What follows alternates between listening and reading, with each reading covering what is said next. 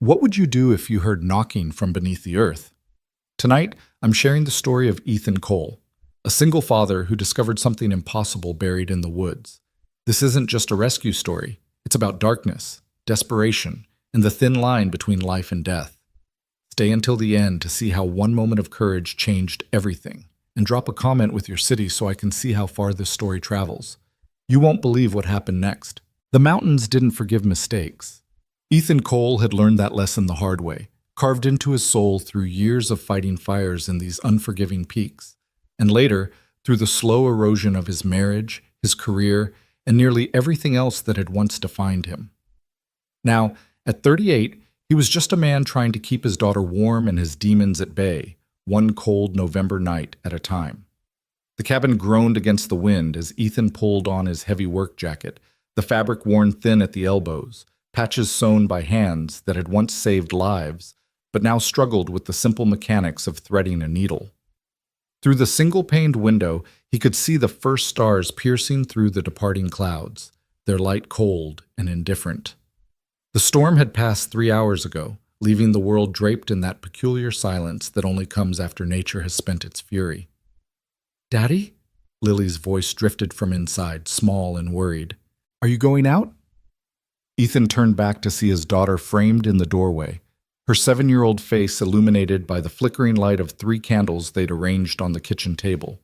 She wore her pink fleece pajamas, the ones with the cartoon bears that her mother had bought before everything. Her brown hair hung loose around her shoulders, and she clutched her worn stuffed rabbit against her chest like a talisman. "Just for a bit, sweetheart," Ethan said, forcing warmth into his voice, despite the exhaustion that had settled into his bones like cold water.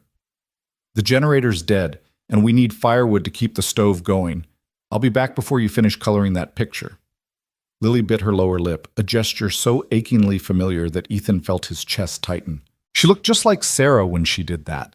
Sarah, who had walked out 14 months ago, unable to handle the weight of Ethan's PTSD, his nightmares, the way he'd wake up screaming about fires and bodies, and the smell of burning flesh.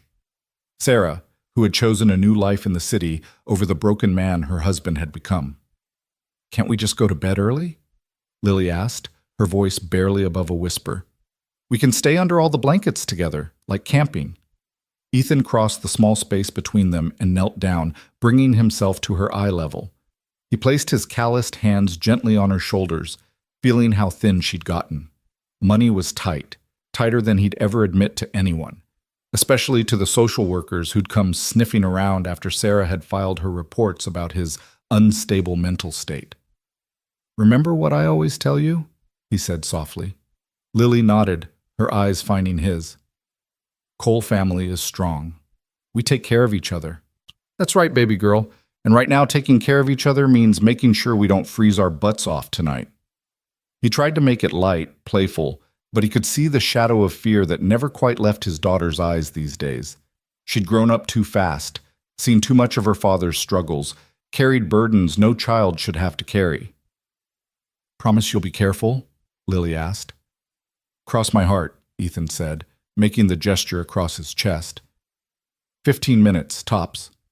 You keep working on that picture of the princess castle, and when I get back you can show me which tower she lives in." Lily managed a small smile, and Ethan felt the familiar ache of loving someone so much it physically hurt. He stood, grabbed the flashlight from the shelf by the door, checking to make sure the batteries still had juice, and stepped out into the cold November night. The temperature had dropped sharply after the storm, and Ethan's breath came out in thick clouds as he made his way down the porch steps. The moon was nearly full, casting everything in shades of silver and shadow.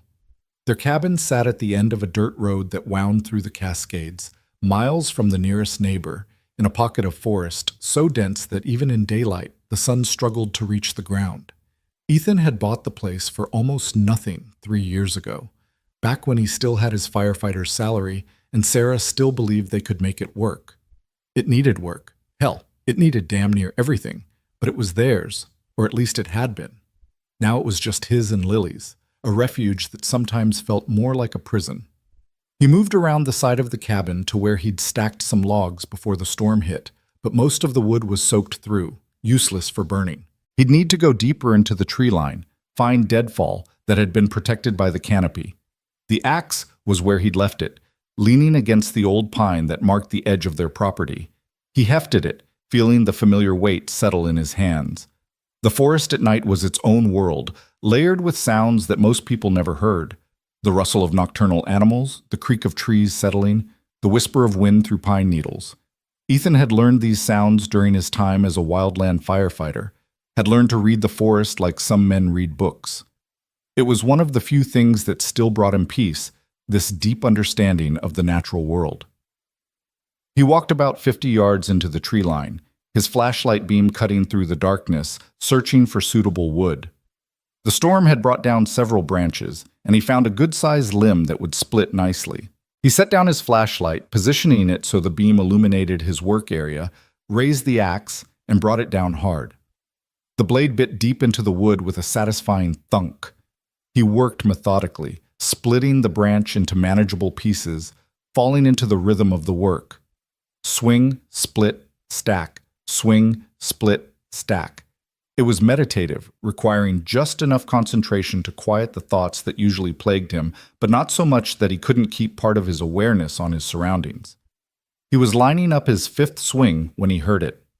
Knock, knock, knock.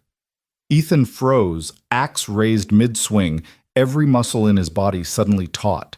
The sound was faint, muffled, but distinct. 3 deliberate knocks, evenly spaced. He waited, holding his breath, wondering if he'd imagined it. The wind moved through the trees. An owl called somewhere in the distance. Then it came again. Knock, knock, knock. Closer this time. Or maybe not closer, maybe just clearer, as if his ears had adjusted to whatever frequency the sound existed on. Ethan slowly lowered the axe, his heart beginning to pound against his ribs. He knew every sound these woods made, and this wasn't one of them. "Hello?" he called out, his voice sounding strange and flat in the cold air. "Is someone there?" Nothing. Just the wind and the trees and the slow drip of water falling from branches. Ethan took a step forward, then another, his boots crunching on the mix of snow and pine needles that carpeted the forest floor. He swept his flashlight beam in a wide arc, searching for what? A person? An animal? He didn't know. The knocking came again, faster now. Knock, knock, knock, knock. And this time Ethan's firefighter training kicked in, that hardwired instinct to move toward danger rather than away from it. The sound wasn't coming from the trees, it was coming from below, from beneath the ground. "What the hell?" Ethan muttered, dropping to one knee. He pressed his ear against the cold earth, his flashlight held to the side, and listened. There was something down there. Not the settling of earth or the movement of groundwater or any other natural explanation his mind frantically tried to supply. This was deliberate, rhythmic, desperate. Knock, knock, knock. Pause. Knock, knock, knock, knock. Pause. Knock, knock, knock. It was a pattern, a signal. Someone was trying to communicate. Ethan's blood turned to ice. He jerked back from the ground as if it had burned him, his mind racing through impossible scenarios. A collapsed mine? But there were no mines in this area. A cave-in? No caves either, at least none that he knew of. But that sound, that distinctly human sound, was coming from at least a few feet below the surface.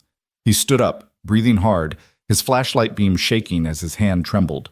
For a moment he considered turning around, going back to the cabin, calling the ranger station from the CB radio. Let someone else deal with this. Let someone else figure out what the hell was buried in these woods. But then the knocking came again, faster and more frantic, and Ethan heard something else, a sound so faint he almost missed it. A scream, muffled and distant, but unmistakably a scream. Someone was buried alive down there. "Oh God," Ethan breathed, his mind snapping into crisis mode. "Oh God, oh God." He ran. Not away from the sound, but toward his truck, parked beside the cabin. His boots pounded against the ground, his breath coming in ragged gasps, his mind already calculating. Shovel, flashlight, rope, first aid kit. He'd need all of it. He'd need help too, but the nearest ranger station was 40 minutes away, and whoever was down there didn't have 40 minutes. Lily appeared on the porch as he thundered up the steps. "Daddy, what's wrong?" "Stay inside," Ethan commanded, his voice sharper than he intended. He saw her flinch, saw the fear bloom in her eyes, and he forced himself to soften. "Baby, I'm sorry, but I need you to stay inside and lock the door. Don't come out until I tell you. Can you do that for me?" "But what's happening?" "I don't know yet," Ethan said, already moving toward the truck. "But someone needs help, and I'm the only one who can help them right now. Lock the door, Lily. I'll be right back." He didn't wait to see if she obeyed. He couldn't. Every second mattered now.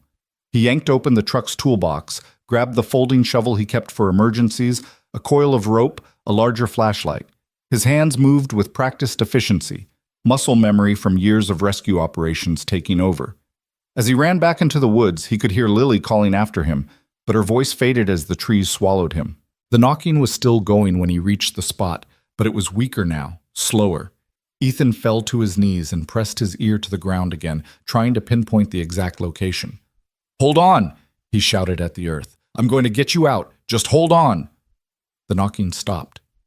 For one terrible moment, Ethan thought he was too late, that whoever was down there had given up, had slipped away. But then it came again.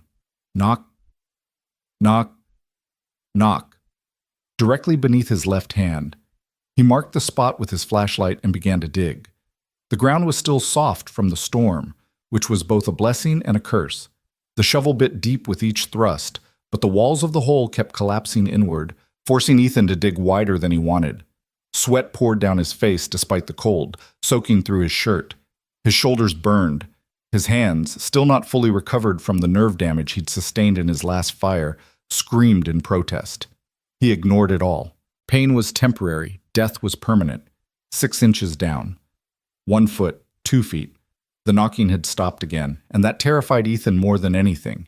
He dug faster, throwing dirt aside with a fury born of desperation. His flashlight, propped at an angle, cast wild shadows that made the hole look like a mouth opening in the earth. 3 feet down, his shovel hit something solid. The impact sent a jolt up his arms, and for a moment Ethan thought he'd struck rock. But when he cleared away more dirt, his flashlight beam reflected off something smooth and dark.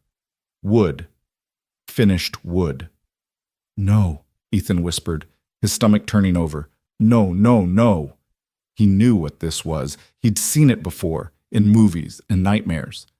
But finding it here, in reality, buried in the woods behind his cabin, it was impossible. It was insane. It was a coffin. Ethan's hands moved faster now, scraping dirt away from the wooden surface. The coffin was simple, unadorned, made from cheap pine. He could see scratches on the wood, deep gouges where someone had clawed at it from the inside. The knocking had stopped completely now, and the silence was worse than any sound. "Hey!" Ethan shouted, pounding on the wood. "Can you hear me? I'm right here. I'm going to get you out." Nothing. Ethan frantically cleared more dirt, exposing more of the coffin's surface, searching for a way to open it. His flashlight beam caught something, a small square of glass set into the lid, near where the head would be. A viewing window. His hands shook as he cleared the last of the dirt away from the glass. It was fogged from the inside, condensation obscuring whatever lay beneath. Ethan leaned in close, his breath coming in short gasps, and wiped the outside of the glass with his palm. A hand pressed against it from the inside. Ethan jerked back with a shout, his heart nearly exploding in his chest. The hand was small, feminine. The fingers splayed wide against the glass. It moved slightly, fingers twitching, and Ethan realized with a surge of relief that whoever was inside was still alive, but not for long. He could see the way the hand moved, weak, uncoordinated. Oxygen deprivation. He had minutes at best. "I'm getting you out!" he yelled, grabbing the axe he'd dropped nearby. "Cover your face! Move away from the glass!" He didn't know if they could hear him or understand, but he couldn't wait. He raised the axe and brought it down hard on the glass window. The glass spider-webbed, but didn't break. He struck again, putting every ounce of strength into the blow. This time the glass shattered inward, fragments disappearing into the coffin. Ethan dropped the axe and shoved his hands through the opening, grabbing at the wood, pulling and tearing. The pine was cheap, not meant to withstand assault from the outside, and it splintered under his desperate attack. He made the opening larger, then larger still, ripping away chunks of wood until he could reach inside. His hands found fabric, then shoulders, then he was pulling, lifting, dragging whoever it was up through the hole he'd made. She came free all at once, and Ethan fell backward, the woman's body collapsing on top of him. For a moment they lay there in the dirt, both gasping for air. Then Ethan rolled, gently moving her off him, and got his first real look at who he'd saved. She was young, maybe early 30s, with dark hair matted with dirt and sweat. Her skin was pale, almost gray in the flashlight's beam, and her lips had a bluish tinge that Ethan recognized as hypoxia. She wore what had once been an expensive business suit, now torn and filthy. Her hands were bloody, the fingernails broken and torn from clawing at the coffin lid. But she was breathing. Shallow, rapid breaths, but breathing. "Hey," Ethan said, his voice gentler now. He pulled off his jacket and wrapped it around her shoulders. "You're safe. You're safe now. I've got you." Her eyes fluttered open, brown eyes wide with terror and confusion. She tried to speak, but only a rasping croak came out. Her hand shot up and grabbed Ethan's shirt, pulling him closer with surprising strength. "Water," she managed to whisper. "I don't have any here," Ethan said, "but my cabin's close. Can you walk?" She tried to nod, but the movement seemed to cost her. Her eyes rolled back, and for a moment Ethan thought she was going to pass out. He couldn't let that happen. He needed to get her warm, get her hydrated, and figure out what the hell was going on. "Stay with me," he said firmly, supporting her shoulders. "What's your name?" "Clara," she whispered. "Clara Wexler." The name meant nothing to Ethan, but the way she said it, with a kind of desperate relief, as if she'd been afraid she might forget her own name, told him everything about what she'd endured. "Okay, Clara, I'm Ethan. We're going to get you out of here, but I need you to help me. Can you try to stand?" With his support, Clara managed to get her legs under her. She was unsteady, swaying like a drunk, but she was upright. Ethan kept one arm around her waist, bearing most of her weight, and reached for his flashlight with the other. That's when he heard the sound of engines in the distance. Clara heard it too. Her entire body went rigid, and her hand clamped down on Ethan's arm with painful force. When he looked at her face, he saw raw terror there, the kind of fear that transcended words. "No," she gasped. "No, no, no. They're coming back. They're coming back to check if I'm dead." "Who?" Ethan demanded. "Who buried you?" But Clara wasn't listening. She was staring through the trees toward the access road that led to Ethan's property, where the sound of engines was growing louder. Headlights flickered through the forest like distant lightning. "They'll kill us both," Clara said, her voice rising in pitch. "They'll kill anyone who knows. We have to hide. We have to—" She broke off as the headlights grew brighter, closer. 2 sets of them now, moving fast despite the rough terrain. Ethan's mind raced. His truck was parked by the cabin, but there was no way they could reach it without being seen. The cabin itself was no protection, just thin walls and old windows that wouldn't stop anyone determined to get inside. And Lily was in there, alone. That single thought galvanized Ethan like nothing else could. He pulled Clara deeper into the trees, moving as quickly as her weakened state would allow. Behind them, he could hear vehicles pulling to a stop, doors opening, voices calling out. "Search the area," someone commanded. She couldn't have gotten far. Clara whimpered, and Ethan pressed his hand over her mouth, pulling her down behind a fallen log. He clicked off his flashlight, plunging them into darkness broken only by the moonlight filtering through the branches. His heart hammered so hard he was sure whoever was out there would hear it. The voices grew closer. Flashlight beams swept through the forest like searchlights. Ethan could hear at least 3 distinct speakers, maybe 4. Men, by the sound of their voices. Professional. Organized. "There's the dig site," one of them called out. "Someone's been here, the coffin's broken open." A pause. Then a different voice, cold and controlled.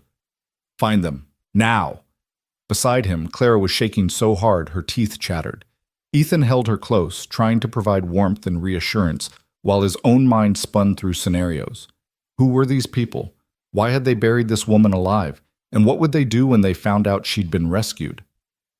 A flashlight beam swept directly over their hiding spot, and Ethan held his breath, but it passed on, the searcher moving deeper into the forest, away from the cabin.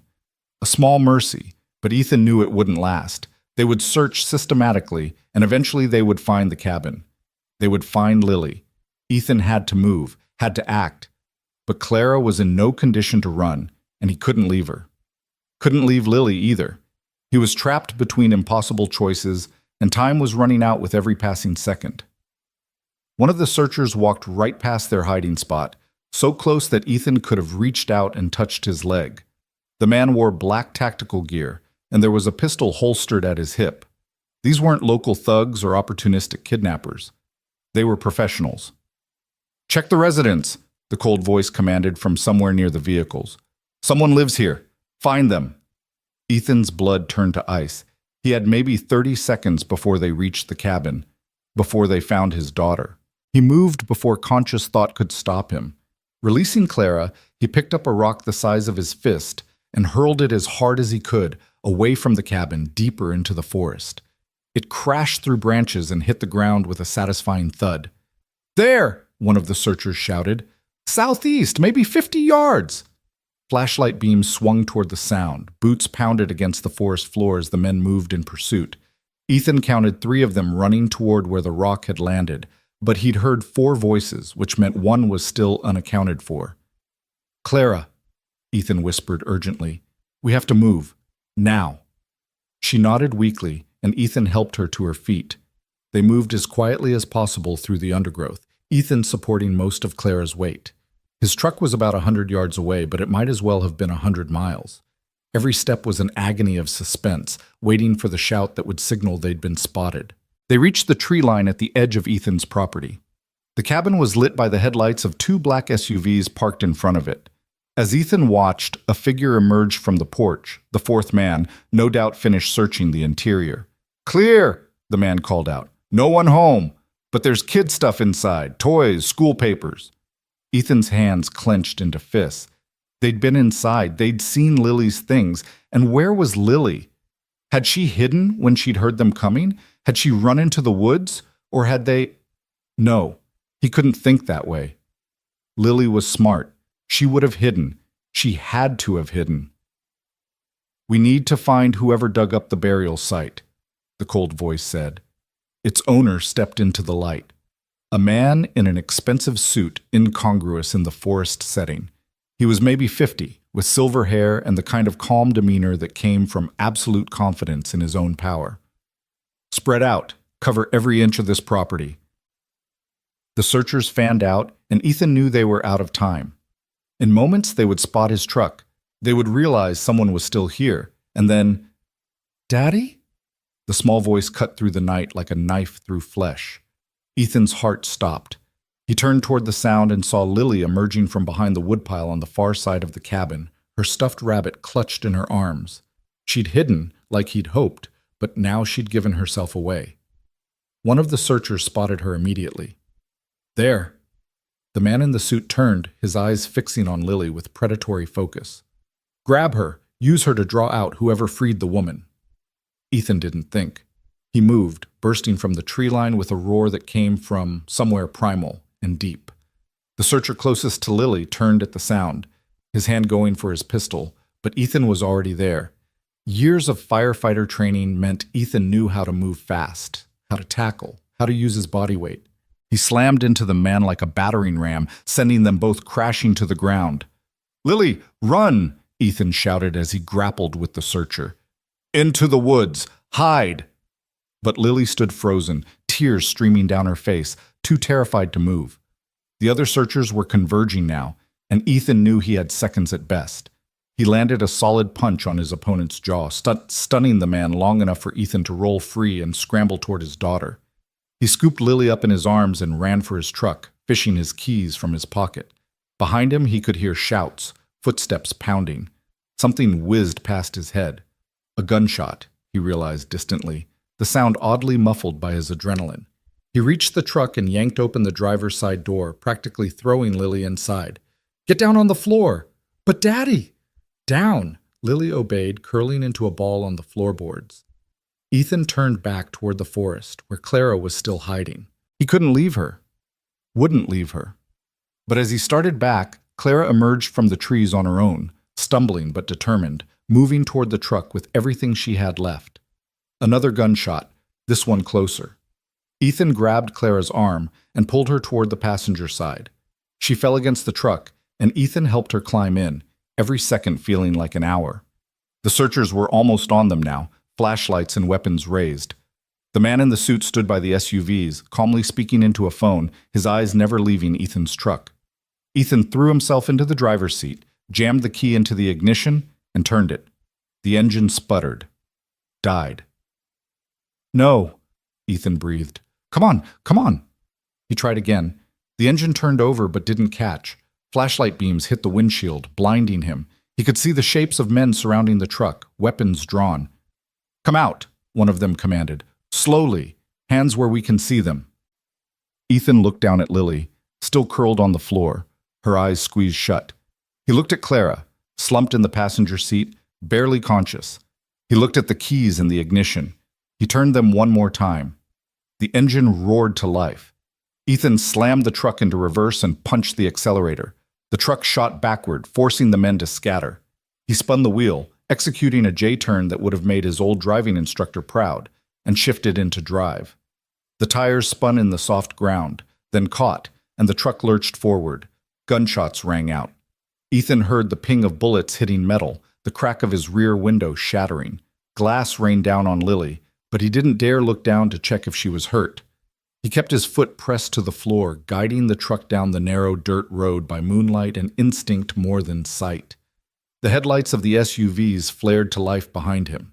They were giving chase. The dirt road twisted through the forest, barely wide enough for one vehicle, let alone two. Ethan knew every turn, every rut, every washout.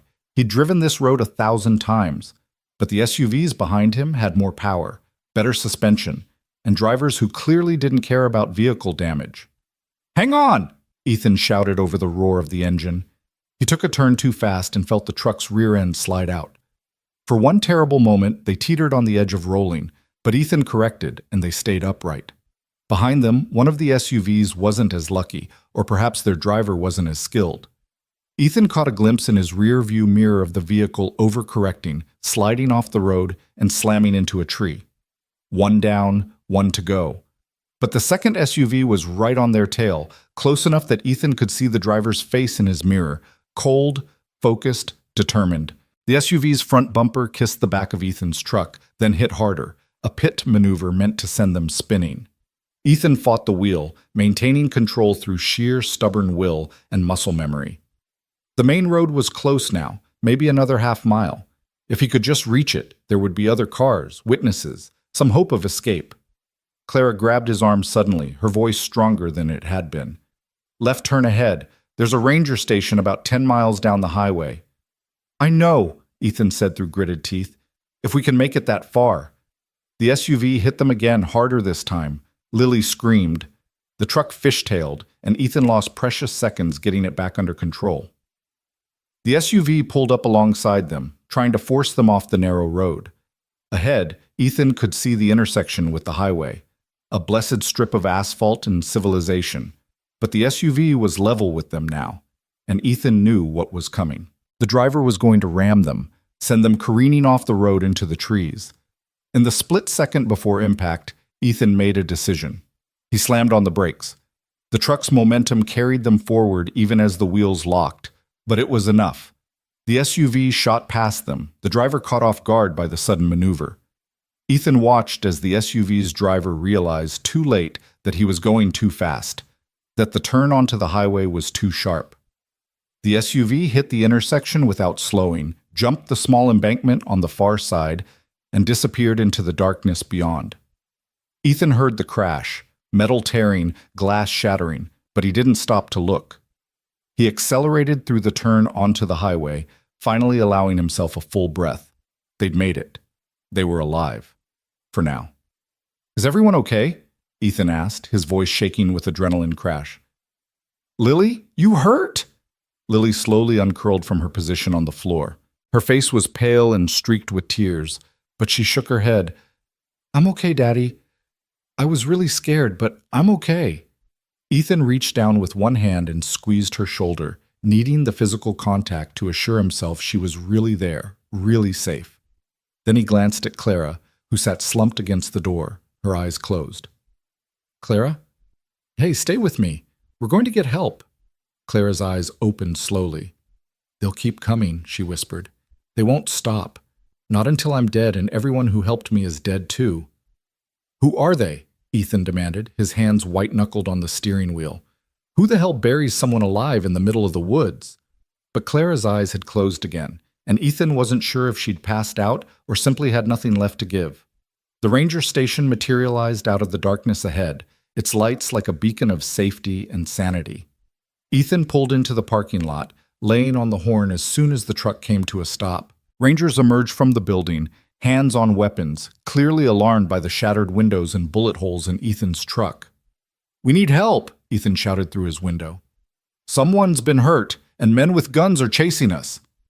The Rangers moved into action with practiced efficiency. One of them pulled open the passenger door and began assessing Clara. Another opened the back door and gently helped Lily out, wrapping her in a blanket that seemed to appear from nowhere.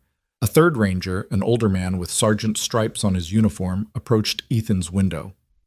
"Sir, I need you to step out of the vehicle slowly and keep your hands visible."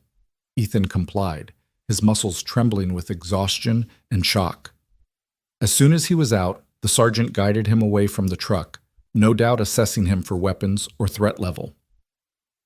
"My name is Ethan Cole," Ethan said, his words tumbling out in a rush. "I live about 15 miles up Road 47.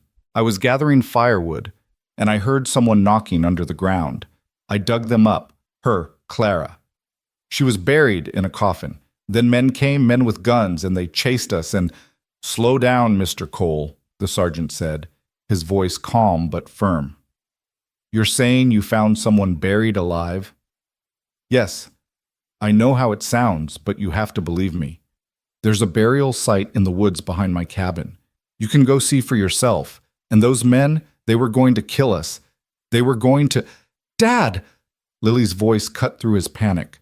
She'd broken away from the ranger tending to her and thrown herself at Ethan, wrapping her arms around his waist. "Don't let them take you away. Please don't let them take you." Ethan dropped to his knees and pulled his daughter close, burying his face in her hair. She smelled like their cabin, wood smoke and pine, and the strawberry shampoo she insisted on using even though they could barely afford it. She was safe.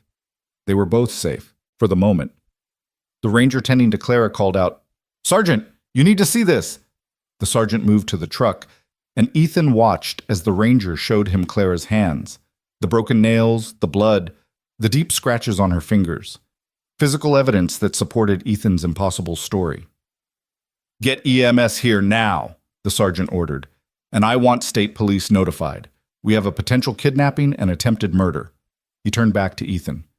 "Mr. Cole, I'm going to need you to tell me everything from the beginning. Can you do that?" Ethan nodded, still holding Lily. Yeah, I can do that." But as he began to speak, as the words tumbled out and the story took shape, Ethan saw Clara's eyes open in the truck. She was looking directly at him, and in her gaze he saw something that made his blood run cold again. This wasn't over. Whatever had led to her burial, whoever those men worked for, whatever dark machinery she'd stumbled into, it was all still out there. And by saving her, Ethan had stepped into the middle of something that would either destroy them all or demand every ounce of courage and strength he possessed. The mountains didn't forgive mistakes. And tonight, Ethan had made himself part of a story that was far bigger and more dangerous than he could possibly imagine. But as he held his daughter close and watched the EMTs carefully load Clara onto a stretcher, Ethan knew one thing with absolute certainty. Whatever came next, he wouldn't face it by running or hiding. He'd spent the last year and a half hiding from his past, from his trauma, from the man he used to be. Tonight, the man he used to be had come back, the one who ran toward danger, the one who saved people. And whoever had put Clara in that coffin was about to learn that some men, when pushed far enough, when fighting for people they loved, were more dangerous than any organization or conspiracy. The mountains didn't forgive mistakes, and burying someone alive in Ethan Cole's backyard had been a very big mistake. The ranger station's fluorescent lights buzzed overhead like angry insects, casting everything in a harsh clinical glow that made Ethan's eyes ache. He sat in a small interview room, a styrofoam cup of terrible coffee cooling in his hands, while Lily dozed fitfully in a chair beside him, wrapped in two wool blankets that smelled faintly of mothballs. Through the window in the door, he could see rangers moving back and forth, their voices low and urgent as they coordinated with state police and emergency services. It had been 3 hours since they'd arrived. 3 hours of questions and statements and skeptical looks from officers who clearly thought Ethan might be suffering from some kind of break with reality. 3 hours of watching Clara being loaded into an ambulance, her face obscured by an oxygen mask, her eyes finding his one last time before the doors closed. 3 hours of sitting with the knowledge that somewhere out there, dangerous men were regrouping, planning their next move. Sergeant Marcus Webb sat across from Ethan now, a yellow legal pad covered in notes between them. Webb was maybe 60, with the weathered face of a man who'd spent his life in the mountains and the careful eyes of someone who'd learned not to take anything at face value. He'd been patient with Ethan, letting him tell the story his own way, asking clarifying questions but never pushing too hard. Now he leaned back in his chair and studied Ethan with an expression that was impossible to read. "Mr. Cole," Webb said finally, "I've been a ranger for 32 years. I've seen a lot of strange things in these mountains, but I've got to tell you, your story ranks right up there with the strangest." Ethan felt his stomach tighten. "You don't believe me." "I didn't say that." Webb tapped his pen against the legal pad. "The woman you brought in, Ms. Wexler, she's in rough shape, but the doctors confirm she's suffering from oxygen deprivation consistent with prolonged confinement in a small space. Her injuries, the broken nails, the defensive wounds on her hands, they support your account. And your truck has 7 bullet holes in it, which means someone was definitely shooting at you. So you do believe me." Webb's expression softened slightly. "I believe something happened tonight, something serious. But here's where I'm struggling, Mr. Cole. You're telling me that professional gunmen buried a woman alive in the forest, then came back to check on her burial site with multiple vehicles and personnel. That's a lot of resources for what amounts to a murder. Why not just shoot her and dump the body somewhere it would never be found? Why the elaborate burial?" Ethan had been asking himself the same question for the past 3 hours. "I don't know. Maybe they wanted it to look like she disappeared, or maybe they're sick bastards who get off on that kind of thing.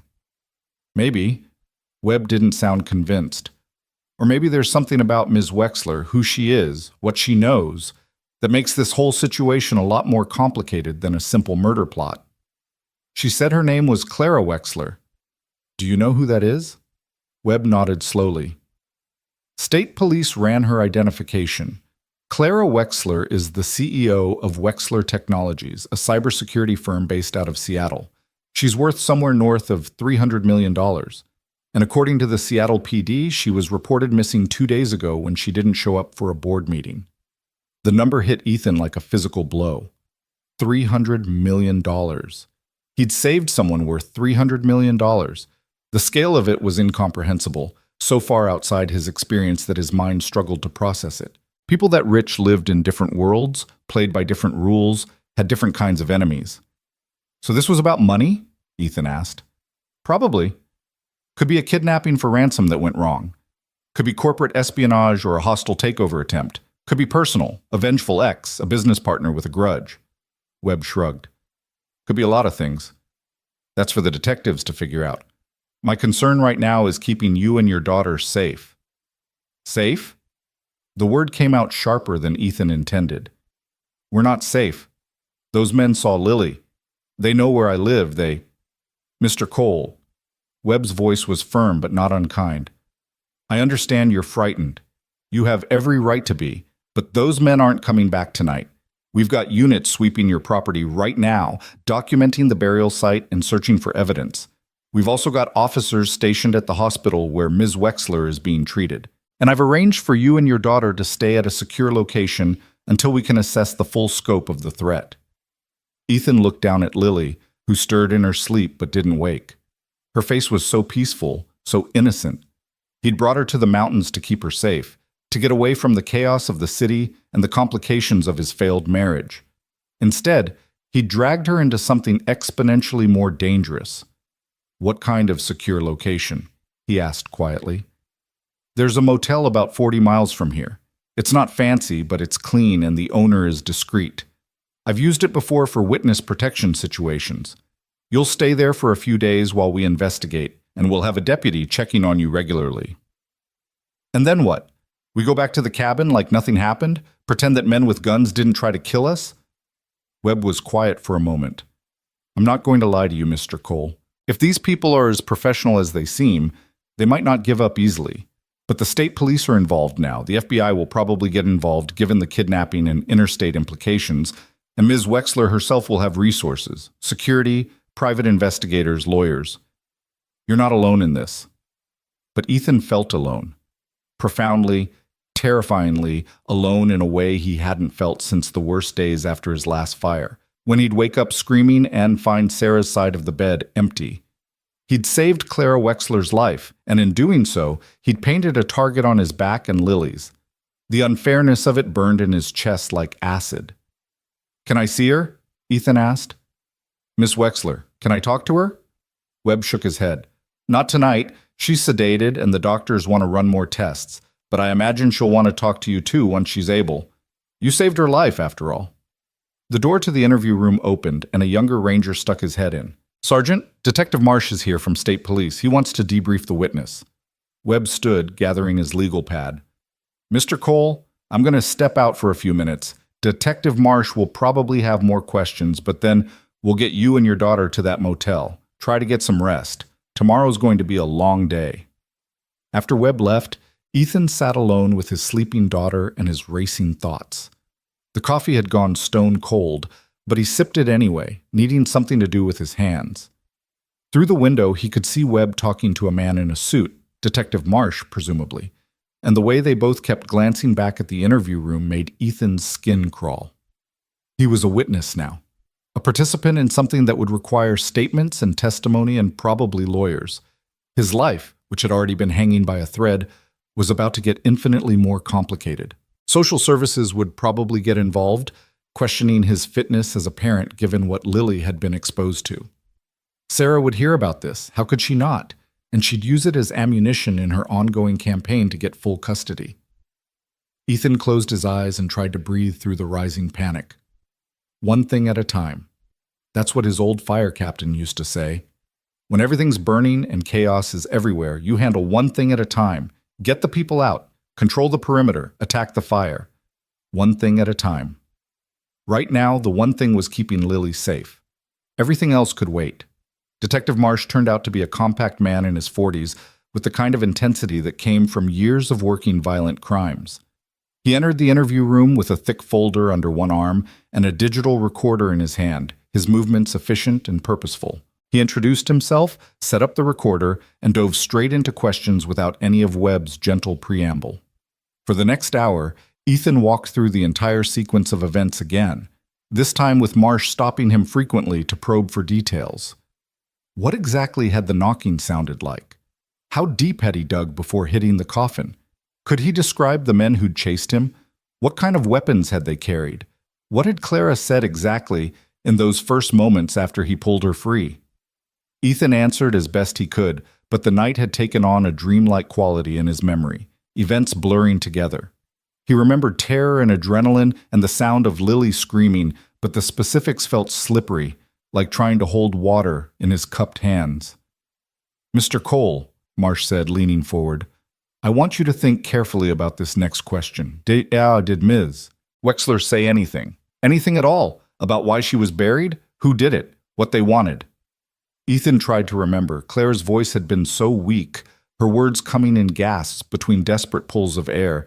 "She said they tried to kill me. And when we heard the vehicles coming, she said they're coming back to check if I'm dead. That's all I remember." "They," Marsh repeated. Plural. So she knew there were multiple people involved. "I guess so. I don't know. I was trying to keep her alive and get my daughter to safety. I wasn't conducting an interrogation." Marsh's expression didn't change. "Of course. I understand. But every detail matters here, Mr. Cole. We're dealing with what appears to be a highly organized criminal operation. These aren't amateurs who panicked and made stupid mistakes. Everything about this, the location, the method, The response when they realized she'd been freed suggests careful planning and significant resources. What does that mean for me and my daughter? It means you need to be careful. These people have already demonstrated they're willing to kill. They've seen your face, they know where you live. Even with police protection, you're vulnerable. The words hit Ethan like punches. So what am I supposed to do? Live in hiding? Uproot my daughter's life? I'm barely keeping things together as it is. Marsh's expression softened slightly, the first real emotion he'd shown. I have kids too, Mr. Cole. 2 daughters. I understand what you're feeling, but I've also seen what happens when witnesses don't take threats seriously. The motel Sergeant Webb mentioned is a good first step, but you need to start thinking long term. Maybe stay with family for a while, friends in another state? Ethan almost laughed. Family? His parents were dead. Sarah's family had never liked him. And friends? The few he'd had from his firefighting days had drifted away after his diagnosis, uncomfortable with his struggles and unable to understand what he was going through. He was as isolated as a man could be. I'll figure something out, Ethan said, though he had no idea what that something might be. Marsh clicked off the recorder and stood. Get some rest tonight, Mr. Cole. Tomorrow, I'll need you to come down to the scene. Show us exactly where you found Ms. Wexler. Walk us through everything that happened. Can you do that? Ethan nodded, though the thought of returning to those woods made his stomach churn. He didn't want to see that hole in the ground again, that coffin with its shattered viewing window. Didn't want to relive those minutes of frantic digging, of not knowing if the person inside was already dead. But he would do it. For Clara, who'd endured unspeakable terror. For Lily, who needed her father to be strong. For himself, because facing fear was better than running from it. A lesson he'd learned in flames and was relearning now in darkness. After Marsh left, Webb returned with better news. The motel was ready, a deputy would escort them there, and in the morning, after some sleep, they'd deal with the next steps. Ethan gently shook Lily awake, and she blinked up at him with confusion that quickly shifted to remembered fear. Are we going home? She asked in a small voice. Not yet, baby. We're going to stay somewhere else tonight, somewhere safe. Because of the bad men? Ethan wanted to lie, to tell her it was all over and everything would be fine. But Lily had seen too much to believe comforting falsehoods. She deserved honesty, even if it scared her. Yeah, he said, because of the bad men. But the police are going to protect us, and I'm going to protect you, always. You believe that, right? Lily nodded and held up her stuffed rabbit. Mr. Hoppy believes it too. The motel was exactly as Webb had described. Not fancy, but clean, tucked away on a side road that barely showed up on maps. The deputy who'd escorted them, a young woman named Officer Chen, checked the room thoroughly before letting them enter, then positioned herself in a chair outside with a clear view of both the door and the parking lot. Ethan got Lily settled in one of the 2 double beds, tucking the scratchy motel blankets around her with the same care he'd used when she was a toddler. She fell asleep almost immediately, exhaustion finally overcoming fear. Ethan envied her that ability to simply shut down, to let unconsciousness provide temporary escape. He sat on the other bed and stared at the television without turning it on, his mind replaying the night's events in an endless loop. The knocking, the coffin, Clara's terrified eyes, the gunshots, Lily's scream. It was all there, burned into his memory with the same permanence as the burns that had ended his firefighting career. His phone buzzed, the first time it had made any sound all night. Ethan had forgotten he even had it until now. He pulled it from his pocket and saw a text from an unknown number. Mr. Cole, this is Detective Marsh. Ms. Wexler is awake and asking for you. If you're willing, I can arrange for you to speak with her tomorrow at the hospital.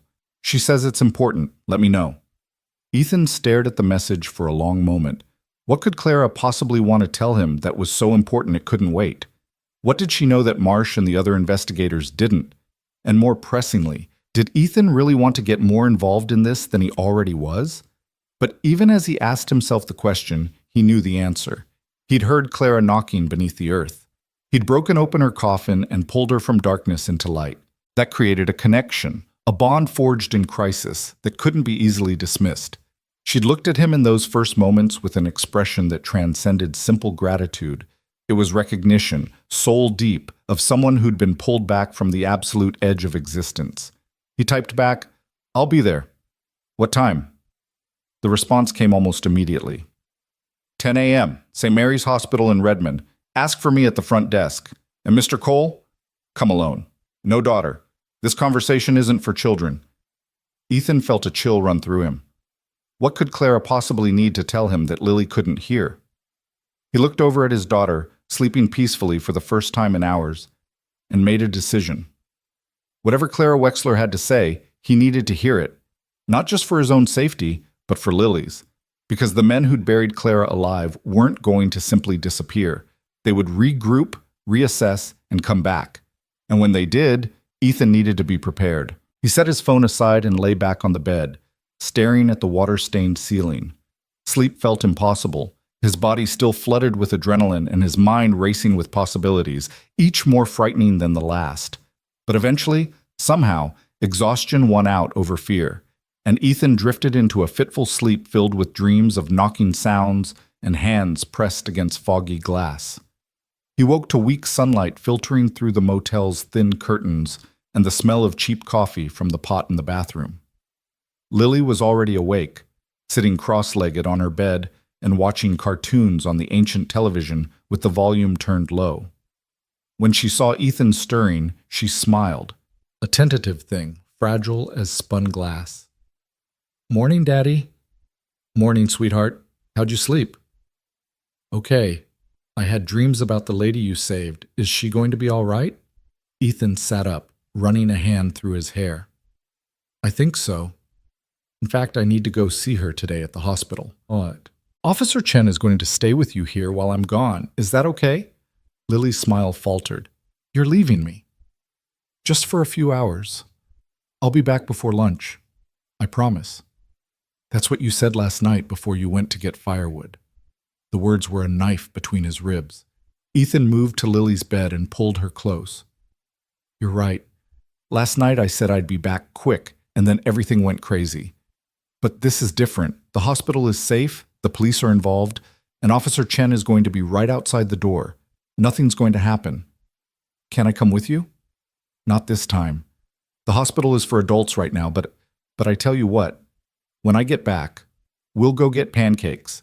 The biggest, most ridiculous stack of pancakes you've ever seen, with chocolate chips and whipped cream and all that stuff that makes dentists cry. Deal?" Lily considered this, then nodded. "Deal. But you have to promise to come back." "Cross my heart," Ethan said, making the gesture. "Wild horses couldn't keep me away." After getting Lily settled with breakfast from the Motel Continental spread, which was generous in name only, Ethan spoke with Officer Chen about the plan. She was professional and reassuring, promising to keep Lily entertained and safe. Ethan left them playing cards at the small table by the window and drove toward Redmond, his truck's shattered rear window covered with plastic sheeting that whistled and snapped in the wind. St. Mary's Hospital was a sprawling complex of glass and steel that looked wildly out of place against the mountain backdrop. Ethan parked in the visitor lot and made his way to the front desk, where a tired-looking receptionist directed him to the 4th floor, intensive care unit.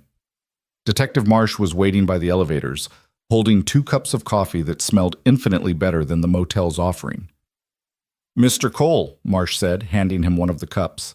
"Thanks for coming. Ms. Wexler has been asking for you since she regained full consciousness around 6 this morning." "How is she?" "Physically, better than expected, considering mild hypoxia, dehydration, some contusions and lacerations. Nothing that won't heal. Psychologically?" Marsh shook his head. "That's going to take time. What she went through, being buried alive, it's the kind of trauma that leaves permanent scars."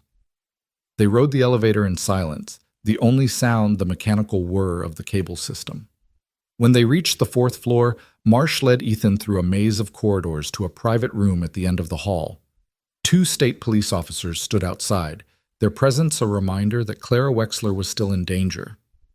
"I should warn you," Marsh said quietly before opening the door.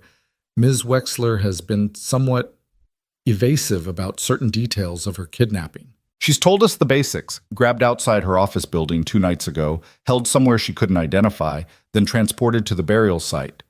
But when we ask about who did this or why, she becomes vague, claims she doesn't know."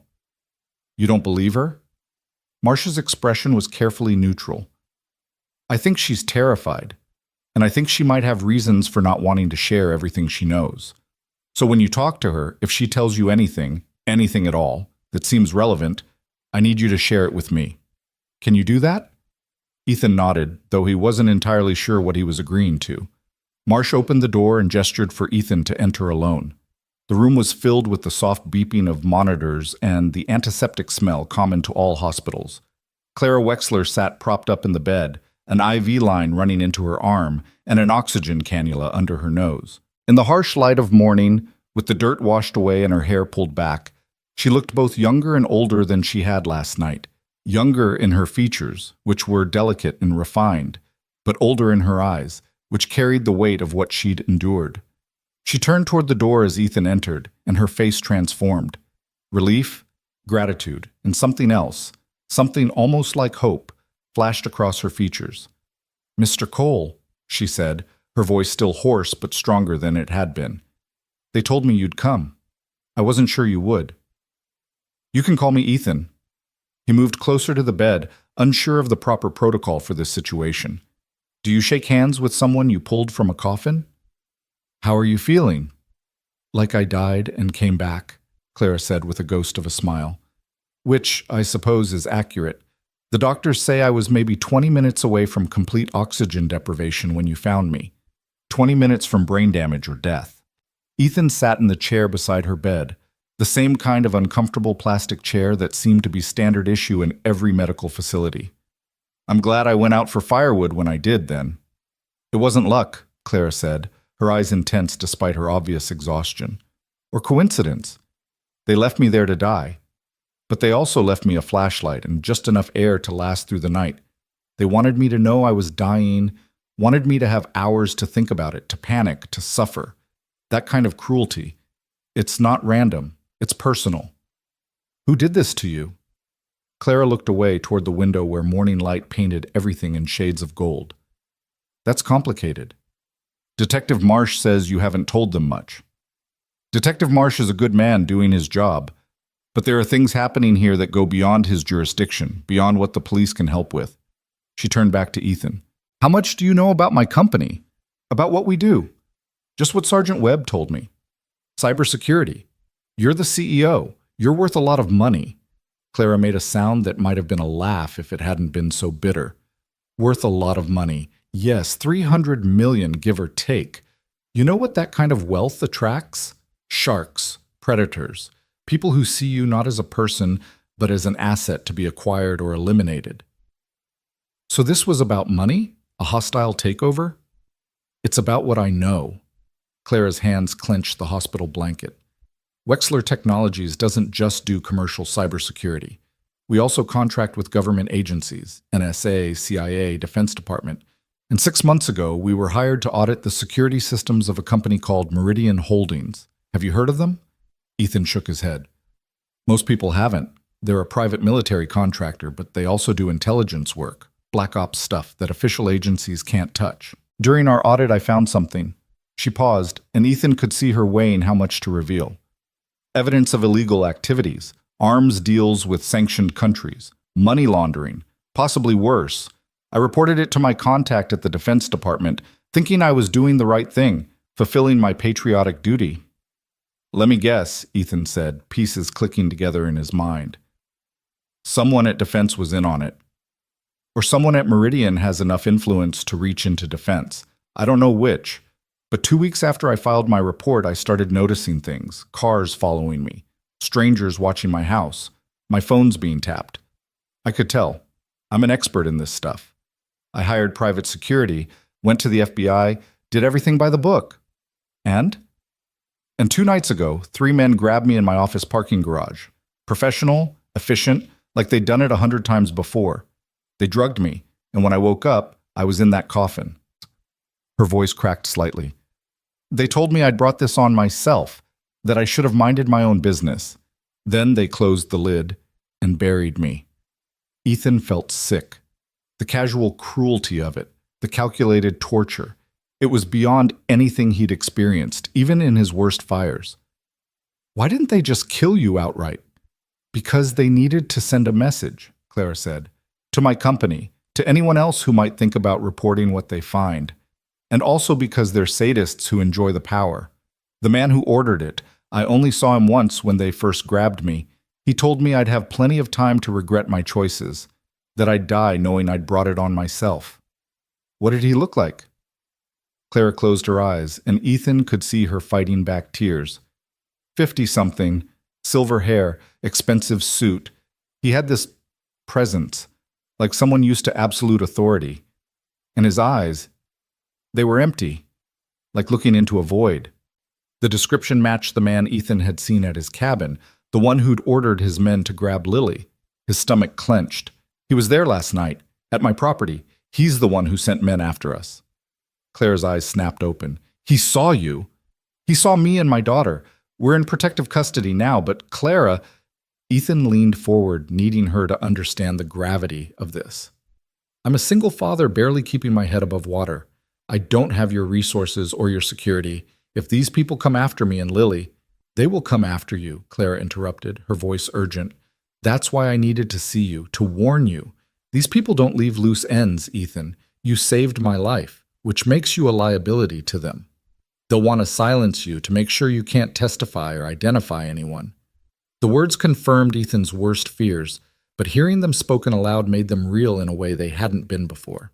He thought of Lily at the motel, playing cards with Officer Chen, trusting that her father would protect her. How could he protect her from an organization with the resources to bury a CEO alive? What do I do? He asked, hearing the desperation in his own voice. Clara reached out and took his hand. Her grip was surprisingly strong. You fight back. With me. I have resources they don't know about. Money in offshore accounts, contacts who owe me favors, information I've kept as insurance. But I can't do this alone. I need someone I can trust absolutely. Someone who's proven they'll do the right thing even when it's dangerous. You want me to help you take down a private military contractor? I'm not a spy or a soldier, Clara. I'm just a guy who used to fight fires. You're a guy who heard someone knocking underground and dug them up instead of walking away. You're a guy who fought off armed men to protect a stranger and his daughter. You're exactly who I need. Clara's eyes blazed with an intensity that was almost frightening. I can protect you and Lily. I can give you resources, new identities if necessary, security better than anything the police can provide. But I need your help. I need your testimony about what happened, about the men you saw. And I need someone who gives a damn about doing the right thing in a world where that's increasingly rare.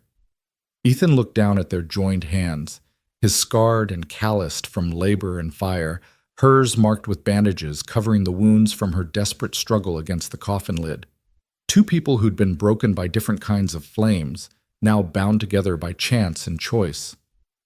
My daughter, he said slowly.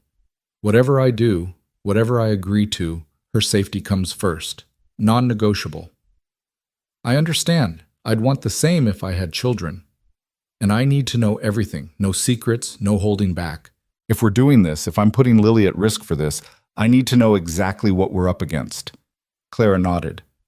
I'll tell you everything, every detail of what I found, who I think is involved, what resources I have to fight them. But not here, not now. The hospital isn't secure, and Detective Marsh, good as his intentions are, is part of a system that's already been compromised. We need to be smart about this. So what's the plan? First, you go back to your daughter. Spend the day with her somewhere safe. Tomorrow, I'm checking myself out of this hospital against medical advice. I have a safe house in the San Juan Islands, remote, secure, off the grid. I want you and Lily to meet me there. We'll have time to plan, to gather evidence, to figure out our next move. The police won't like me leaving their protection. The police can't protect you from Meridian Holdings. Trust me on this. Clara squeezed his hand one more time, then released it. I know I'm asking a lot. I know you have every reason to walk away from this and try to disappear. But Ethan, they've already seen your face. They already know where you live. His mind spinning with the magnitude of what was being asked of him, part of him. The part that had spent the last 18 months just trying to survive, to be a good enough father that the courts wouldn't take Lily away, wanted to refuse. Wanted to grab his daughter and run as far and as fast as possible. But another part, The part that had run into burning buildings when everyone else ran out knew Clara was right. The men who'd buried her weren't going to let him live as a witness to their crime. His only choice was between dying afraid or fighting back. "The San Juan Islands," he said. "How do I find this safe house?" Clara smiled, and for the first time since he'd pulled her from the ground, it reached her eyes. "I'll send you the details tonight. Encrypted message. And Ethan? Thank you. For everything. For digging when you heard knocking. For not looking away. For being exactly the kind of person the world needs more of." Ethan left the hospital with more questions than answers, and a weight on his shoulders that felt like it might crush him. Detective Marsh was waiting in the hallway, his expression expectant. "Well," Marsh asked, "did she tell you anything useful?" Ethan thought about Clara's request for discretion, about her warning that the system had been compromised. He thought about Lily, waiting for him at the motel, trusting him to keep her safe. And he made a choice that went against every instinct toward honesty and cooperation he'd been raised with. "She thanked me for saving her," Ethan said carefully. "She's still pretty shaken up. Couldn't tell me much about who grabbed her or why, just that she wants to feel safe again." It wasn't exactly a lie, but it wasn't the truth either. Marsh studied him for a long moment, and Ethan had the uncomfortable feeling that the detective saw right through him. But finally, Marsh just nodded. "All right. Well, if she remembers anything else, or if you think of any additional details, you call me immediately. Understood?" "Understood." Ethan made it to the elevator before the guilt hit him.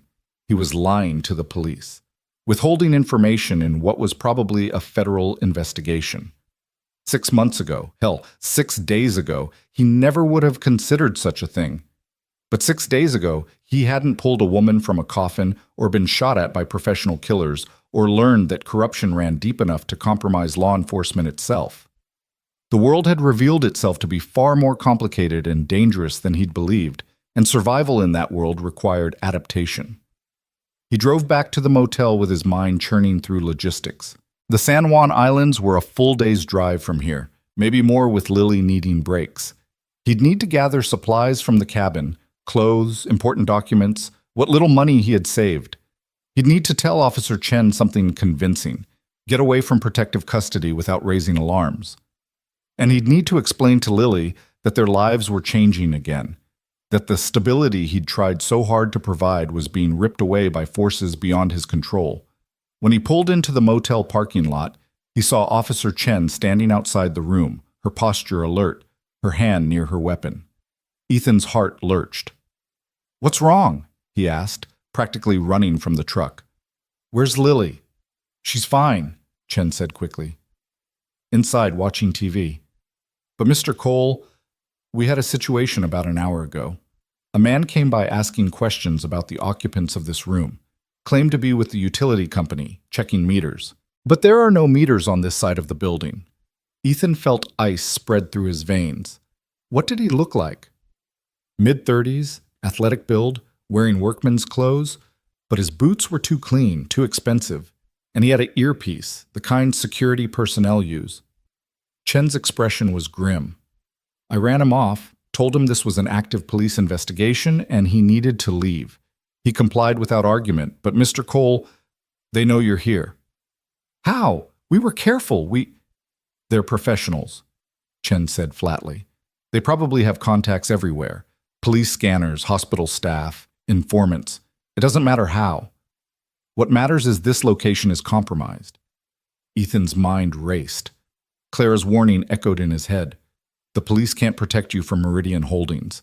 He needed to move, needed to get Lily somewhere truly safe, but he also needed to be smart about it, not panic and make mistakes that could get them killed. "Officer Chen," he said carefully, "I appreciate everything you've done, but I think Lily and I need to disappear for a while, truly disappear. Can you give us a head start?"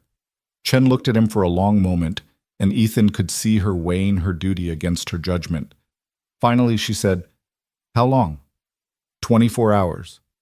Don't report that we're gone for 24 hours. I could lose my job, could face charges for obstruction. I know, but these people, they tried to kill me and my daughter last night. They found us here despite police protection. The system isn't working, and I need to do what the system can't. Keep my little girl alive. Chen's jaw tightened, but she nodded. 24 hours. But Mr. Cole, whatever you're planning, be smart about it. These people play for keeps. So do I, Ethan said, though he wasn't sure he believed it. He went inside and found Lily exactly where Chen had said, curled up on the bed with Mr. Hoppy, watching cartoons but not really seeing them. When she saw him, she jumped up and threw herself into his arms. You came back. You promised, and you did. Of course I did, baby. Now listen, we need to pack up and go on a little adventure. Remember those pancakes I promised? Well, we're going to get them in a really cool place. An island. Have you ever been to an island? Lily shook her head, her eyes wide. Well, there's a first time for everything. So let's get moving. We've got a long drive ahead of us. As they packed their few belongings and prepared to leave, Ethan caught his reflection in the motel mirror. The man staring back at him looked different somehow, harder, more determined. The broken firefighter who'd been barely holding things together was gone, replaced by someone who'd remembered what it meant to fight. The mountains didn't forgive mistakes, but they also taught strength to those who survived them. Ethan had survived fires that killed others, survived the death of his marriage, survived the slow erosion of everything he'd once been. Now he would survive this. For Lily, for Clara, for the simple essential reason that sometimes the world demanded you choose between cowering in fear and standing up to fight, and Ethan Cole had never been very good at cowering. They walked out of the motel into bright afternoon sunshine, and Ethan didn't look back. The highway stretched before them like a ribbon of possibility and danger intertwined, the afternoon sun casting long shadows across the asphalt as Ethan pushed the truck north toward the coast. Lily sat in the passenger seat with her seatbelt pulled tight across her chest. Mr. Hoppy clutched in her lap, watching the landscape roll by with the kind of quiet intensity that told Ethan she understood more than she was saying. They'd been driving for 3 hours, stopping only once for gas at a station where Ethan had paid cash and kept his face angled away from the security cameras. Paranoia, maybe, but Clara's warnings had burrowed deep into his consciousness. Every car that stayed behind them too long made his pulse quicken. Every rest stop they passed felt like a potential ambush point. The world had become a minefield, and Ethan was navigating it with nothing but instinct and fear. Daddy? Lily's voice was small in the truck's cabin. Are we running away? Ethan's hands tightened on the steering wheel. He'd been dreading this question, knowing it would come but unprepared for the ache it caused in his chest. How did you explain to a 7-year-old that the world contained people evil enough to bury someone alive? That her father had stumbled into something that threatened to swallow them both? We're going somewhere safe, he said carefully. Somewhere those bad men from last night can't find us. But what about our house? What about my school and my friends? I know, sweetheart. I know it's not fair. But sometimes we have to make hard choices to stay safe. Ethan glanced over at her, seeing the confusion and fear warring in her expression. Remember when we had that really bad storm last winter and a tree fell on the Johnsons' house? Lily nodded. And remember how they had to go live with Mrs. Johnson's sister for a few months while their house got fixed? They didn't want to leave, but they had to because staying wasn't safe. That's kind of what we're doing now. Is our house broken? In a way, yeah. But we're going to fix it, I promise. It was a promise Ethan had no idea how to keep, but he made it anyway because that's what fathers did. They promised safety and security even when the world offered neither. They built walls of certainty around their children's fears, even as their own doubts threatened to collapse those walls from within. Lily was quiet for a while, processing this explanation with the seriousness of a much older child. Finally, she said, "The lady you saved, Ms. Clara, is she the reason we have to leave?" It's complicated, baby. That's what grown-ups say when they don't want to explain things. Ethan couldn't help but smile despite everything. You're too smart for your own good, you know that? Okay, here's the truth, as simple as I can make it. Ms. Clara found out about some very bad people doing very bad things. Those bad people wanted to stop her from telling anyone, so they hurt her. I saved her, which means those bad people are mad at me too. Now Ms. Clara and I are going to work together to make sure those bad people can't hurt anyone else. And while we're doing that, we need to stay somewhere they can't find us. Like superheroes? The comparison was so unexpected that Ethan laughed, A real laugh, the first he'd managed in days.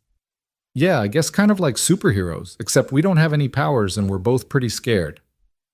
Superheroes get scared too, Lily said with the absolute certainty of childhood. That's what makes them brave.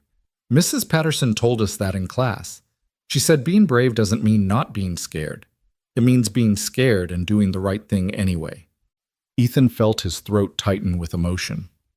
Mrs. Patterson, Lily's second-grade teacher, was a saint. She'd been understanding about Ethan's situation, had sent extra supplies home when she noticed Lily's clothes getting too small, had never once made either of them feel like charity cases. And now Lily was pulling wisdom from those lessons, applying them to a situation no 7-year-old should have to face. Mrs. Patterson is right, Ethan said. And you know what? You're one of the bravest people I know. The way you hid last night when those men came, the way you're handling all of this, I'm so proud of you, Lily. Your mom would be too. Lily's expression clouded at the mention of Sarah. Do you think Mom knows what's happening? Do you think she's worried about me? The question was a knife between Ethan's ribs. Sarah had left 14 months ago and had seen Lily exactly 3 times since then, brief, awkward visits in coffee shops where Sarah had spent more time on her phone than engaging with her daughter. The last visit had been 4 months ago, and Sarah hadn't called since. Ethan had no idea if she would care about what they were going through, or if her new life in Seattle had fully eclipsed the old one. I'm sure she cares, Ethan said, though the words tasted like ash. Your mom has a lot going on right now, but that doesn't mean she doesn't love you. It's okay if she doesn't, Lily said quietly. I have you, that's enough. Ethan had to blink away tears. The casual way Lily accepted abandonment, the matter-of-fact resignation in her voice. It broke something in him. She was too young to be this emotionally self-sufficient, too young to have already learned that parents could fail you, that love could be conditional and revocable. You'll always have me, Ethan said fiercely. No matter what happens, no matter how bad things get, you will always have me. That's not a maybe. That's forever. Okay? Okay, Daddy. They drove in silence after that, the weight of the conversation settling over them like a blanket. Ethan's mind drifted to Clara's promise of a safe house, of resources and protection. He'd received the encrypted message just before leaving the motel, coordinates for a property on Lopez Island, along with detailed instructions for reaching it without being followed. The paranoia inherent in those instructions had been both reassuring and terrifying. As they crossed the state line into Washington, Ethan pulled off at a rest stop to let Lily use the bathroom and to check his phone. There was a new message from an unknown number. Mr. Cole, this is Detective Marsh. We need to talk urgently. Officer Chen reported that you left protective custody. This is extremely dangerous. Please contact me immediately. Ethan stared at the message, his thumb hovering over the call button. Part of him wanted to reach out, to bring Marsh into the loop, to have the weight of official investigation backing them up. But Clara's words echoed in his mind. The system has been compromised. If Meridian Holdings had enough reach to bury a CEO alive and escape immediate consequences, they certainly had enough reach to track police communications. He deleted the message without responding and turned off his phone's location services. Another step deeper into the shadows, another bridge burned. The old Ethan Cole, the one who followed rules and trusted institutions, was fading like smoke, replaced by someone who understood that survival sometimes meant operating outside the lines society drew. Lily emerged from the restroom holding a brochure she'd picked up inside. Daddy, look! It says Lopez Island has deer that aren't afraid of people, and beaches where you can find sand dollars, and a place called Shark Reef where you can see whales sometimes. Ethan took the brochure, grateful for her ability to find wonder even in uncertainty. That sounds pretty cool. Maybe when we get there we can explore a little. Would you like that? Can we look for sand dollars? Absolutely. We'll find so many sand dollars you'll need a whole extra suitcase to carry them home. The promise felt fragile in his mouth, contingent on so many variables outside his control, but it made Lily smile, and that was worth the risk of disappointment. They reached the Anacortes ferry terminal just as the sun was beginning its descent toward the horizon, painting the sky in shades of orange and purple that seemed too beautiful for the darkness they were fleeing. The ferry to Lopez Island didn't leave for another hour, so Ethan parked in a corner of the lot with a clear view of all entrances and exits, his firefighter training automatically cataloging escape routes and potential threats. "Are we getting on a boat?" Lily asked, her voice rising with excitement. "A big one. It carries cars and everything. You've never been on a ferry before, have you?" Lily shook her head, her earlier melancholy forgotten in the face of this new adventure. Children were resilient in ways adults had forgotten how to be, capable of finding joy in small moments even when the larger picture was chaos. Ethan envied her that ability, even as he cherished it. While they waited, Ethan studied the other vehicles in the lot. A family minivan with kids fighting in the back seat. A couple of motorcycles with riders who looked like weekend warriors escaping office jobs. An expensive sedan with tinted windows that made Ethan's pulse quicken until he saw an elderly couple emerge, arguing good-naturedly about whether they'd packed enough sweaters. Nothing suspicious, nothing that screamed danger. But Ethan knew better than to relax. The men who'd chased them 2 nights ago had been professionals, and professionals were patient. They knew how to blend in, how to wait for the perfect moment to strike. His phone buzzed with another message, this time from a number he recognized. Clara. "Almost there?" He typed back. "At ferry terminal, 1 hour out." "Good. When you arrive, follow the coordinates exactly. Don't stop at the town, don't ask for directions. The house is equipped with everything you'll need. We'll talk when I arrive tomorrow." "You're not there yet?" "Complications at the hospital. They're not making it easy to leave, but I'll be there by tomorrow afternoon. Stay hidden until then." Ethan pocketed the phone, unease creeping up his spine. Clara was still in the hospital, still vulnerable, and he was about to take Lily to an isolated island to wait in a house he'd never seen. Every instinct screamed that this was a mistake, that he was walking into a trap, or at minimum taking an insane risk with his daughter's safety. But what was the alternative? Return to the cabin where armed men knew exactly where to find them? Trust the police protection that had already been compromised? Keep running until their meager resources ran out? No. This was the only path forward, however uncertain. Claire had saved herself by staying alive long enough for someone to hear her knocking. Now Ethan had to have the same faith, that if he held on, if he kept moving, if he refused to give up, somehow they'd find their way through this darkness. The ferry boarding announcement crackled over loudspeakers, and Ethan started the truck. They followed the line of vehicles onto the massive vessel, the truck's tires rumbling over the metal ramp. Ethan parked in the spot directed by the ferry worker, then helped Lily out so they could go up to the passenger deck. The ferry was surprisingly crowded for a weekday evening, tourists heading to the islands for long weekends, locals returning home from mainland shopping trips, cyclists with their bikes loaded with camping gear. Ethan and Lily found seats by a window where they could watch the water, and Lily pressed her face against the glass as the ferry pulled away from the dock. "It's so big," she breathed. "The ocean is so big." "That's actually the Puget Sound," Ethan corrected gently. "The ocean is even bigger." "How much bigger?" "So much bigger that you could fit 1,000 of these ferries in it and still have room for more." Lily's eyes went wide with wonder, and Ethan felt a moment of pure, simple joy watching her experience something new. Whatever else happened, whatever dangers lay ahead, he'd given her this, a ferry ride at sunset, a moment of childhood innocence preserved against impossible odds. The crossing took about 40 minutes, the ferry making stops at other islands before reaching Lopez. Ethan spent the time watching other passengers, looking for anyone who paid too much attention to them or who seemed out of place.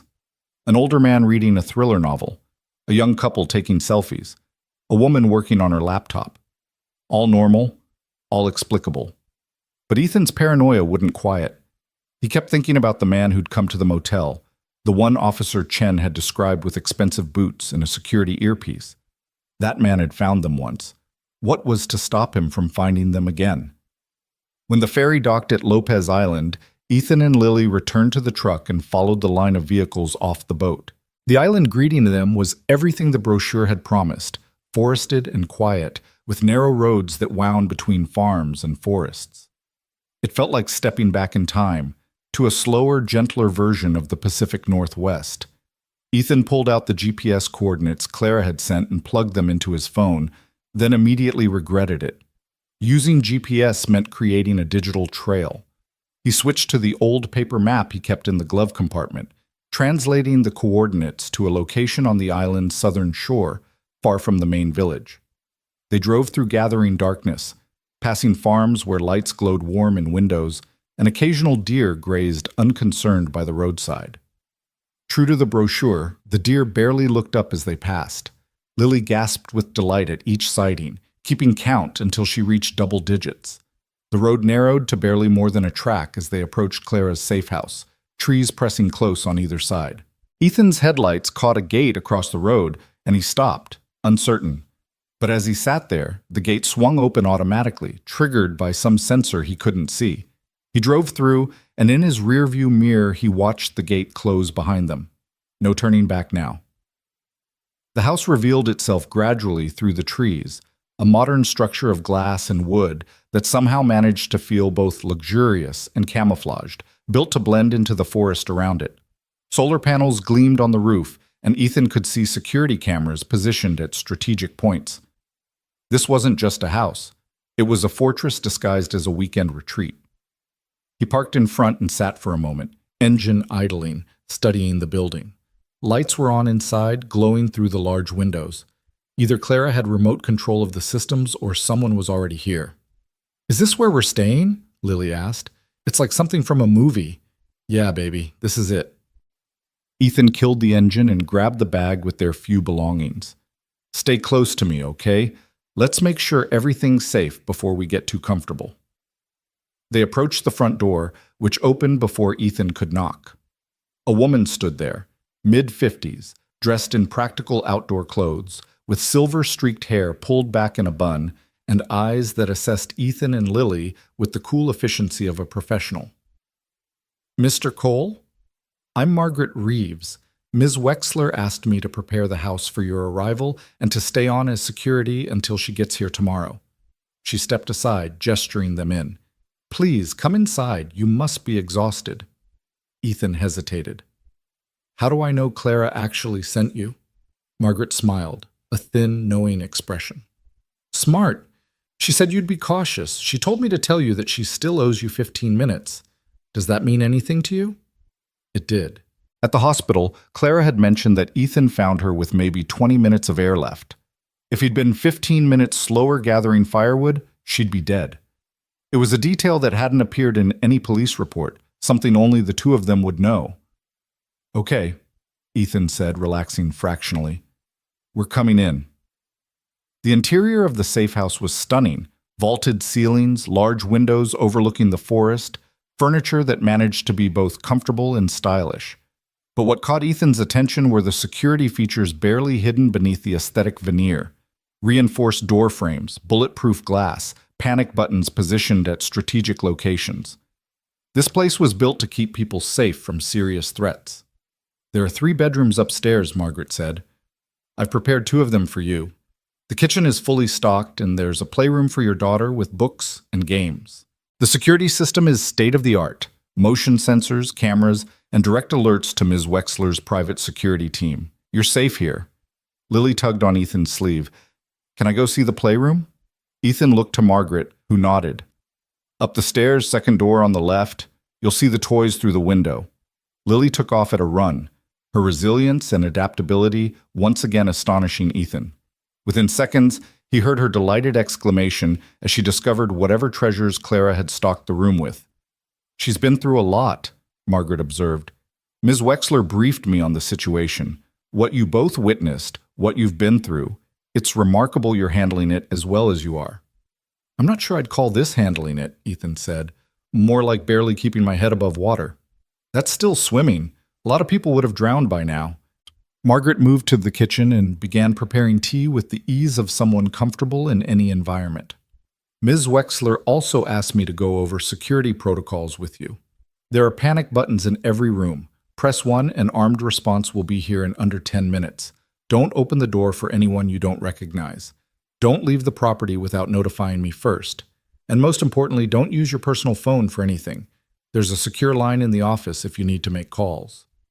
Ethan accepted the tea she handed him, grateful for the warmth. "How long have you worked for Clara?" 5 years. I was with Secret Service before that, Presidential Protection Detail." When I retired, Ms. Wexler hired me to oversee her personal security. Margaret's expression darkened slightly. I failed her. I should have seen the threat coming, should have had better protocols in place. What happened to her is on me. You can't predict every threat. It's literally my job to predict threats. Margaret's voice was hard. But I'll tell you this. Whoever did this to her is going to regret it.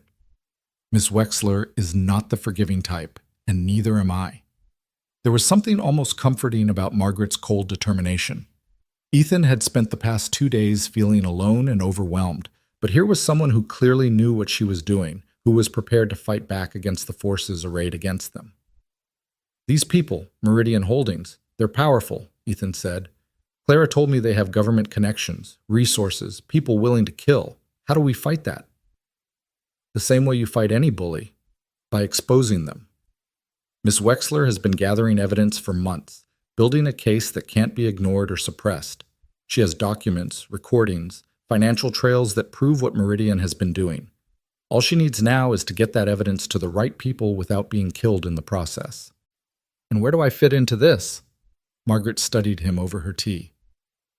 You're the witness, the person who can testify to the attempted murder, who can identify the men involved. But more than that, you're proof that Miss Wexler isn't paranoid or delusional. You're the outside validation that makes her claims credible. The weight of that settled on Ethan's shoulders like a physical burden. His testimony could help bring down a corrupt organization, or it could get him and Lily killed. There was no middle ground, no safe option that let them walk away unscathed. Upstairs, Lily was singing to herself, a cheerful sound that floated down through the open floor plan. For her sake, for her future, Ethan had to see this through. Because even if they ran, even if they hid for the rest of their lives, Lily would grow up in fear, always looking over her shoulder, always wondering when the past would catch up to them. Better to fight now, while they had allies and resources. Better to end this than to let it fester. Okay, Ethan said. I'm in. Whatever Clara needs from me, whatever I have to do, I'm in. Margaret nodded with satisfaction. Good. Now get some rest. Tomorrow when Ms. Wexler arrives, the real work begins. Ethan spent the evening settling Lily into her room, a space that looked like it had been designed specifically for a young girl, with a comfortable bed, shelves full of books, and even a few stuffed animals that Lily immediately adopted. He read her 3 stories before she finally dozed off, Mr. Hoppy tucked under her arm. Standing in the doorway watching his daughter sleep, Ethan felt the full weight of the past few days crash over him. He'd gone from barely surviving as a single father to being a key witness in what was essentially a war between a billionaire CEO and a corrupt military contractor. It was absurd. It was terrifying. It was completely outside anything his life had prepared him for. But he'd also discovered reserves of strength he'd thought were gone, burned away along with his firefighting career. The man who'd dug Clara out of the ground, who'd fought off armed attackers, who'd navigated police interrogations and made the decision to go off the grid, that man was someone Ethan had thought he'd lost in the flames. Maybe he'd been there all along, just waiting for a reason to emerge. He was heading to his own room when his secure phone buzzed, a message from Clara. Complications resolved. Leaving hospital now. Will arrive at safe house by noon tomorrow. How is Lily? Ethan typed back. She's adapting, counting deer and excited about sand dollars. How are you? Alive, thanks to you. That's enough for now. Get some sleep, Ethan. Tomorrow we plan how to end this. Sleep came in fits and starts, interrupted by dreams of knocking sounds and hands pressing against glass. Ethan woke several times, each time checking to make sure Lily was still safely asleep in her room, that the security system showed no breaches, that the nightmare was just a dream and not reality bleeding through. Dawn broke gray and misty, the kind of Pacific Northwest morning where the world seemed wrapped in gauze. Ethan showered and dressed, then went downstairs to find Margaret already up and making breakfast. The smell of coffee and bacon was so achingly normal that for a moment Ethan could almost pretend they were just on vacation. Ms. Wexler will be here in about 4 hours, Margaret said, sliding a plate of eggs and bacon across the counter. Eat. You'll need your strength. Lily wandered down soon after, rubbing sleep from her eyes, and Margaret served her the same breakfast with a gentleness that contradicted her tough exterior. They ate together at the large kitchen table, and Ethan found himself relaxing despite everything. There was something about this place, about Margaret's competent presence, that made him feel safe for the first time in days. After breakfast, Ethan took Lily for a walk around the property under Margaret's watchful eye. The safe house sat on about 5 acres of forested land with a trail that wound down to a small, rocky beach. Lily's eyes lit up when she saw the water, and she immediately began searching the tide pools for sand dollars and starfish. "Look, Daddy, a purple one!" Ethan crouched beside her, examining the starfish clinging to a rock. "That's pretty cool. Did you know starfish can regenerate their arms if they lose one?" "Really? That's like a superpower. Nature has lots of superpowers if you know where to look." They spent an hour at the beach, Lily collecting treasures in her pockets, while Ethan kept one eye on the forest and water, still unable to fully let his guard down. But gradually, the peace of the place worked its way into his bones. Birds sang in the trees. Waves lapped gently at the shore. The morning mist burned off to reveal blue sky. It was almost enough to make him forget they were hiding from people who wanted them dead. Margaret met them on the path back to the house. "Ms. Wexler just arrived. She's waiting inside." Ethan felt his pulse quicken. This was it, the moment when they'd move from passive survival to active resistance. He took Lily's hand and they walked together back to the house, her pockets heavy with beach treasures, his mind heavy with what was to come. Clara stood by the floor-to-ceiling windows overlooking the forest, and when she turned to face them, Ethan was struck by the transformation. Gone was the broken woman he'd pulled from the coffin. This Clara was composed, determined, dressed in dark jeans and a sweater that probably cost more than Ethan's truck. But her eyes still carried shadows of what she'd endured. "Ethan," she said, her voice warm, "thank you for coming. And you must be Lily. Your dad has told me what a brave girl you are."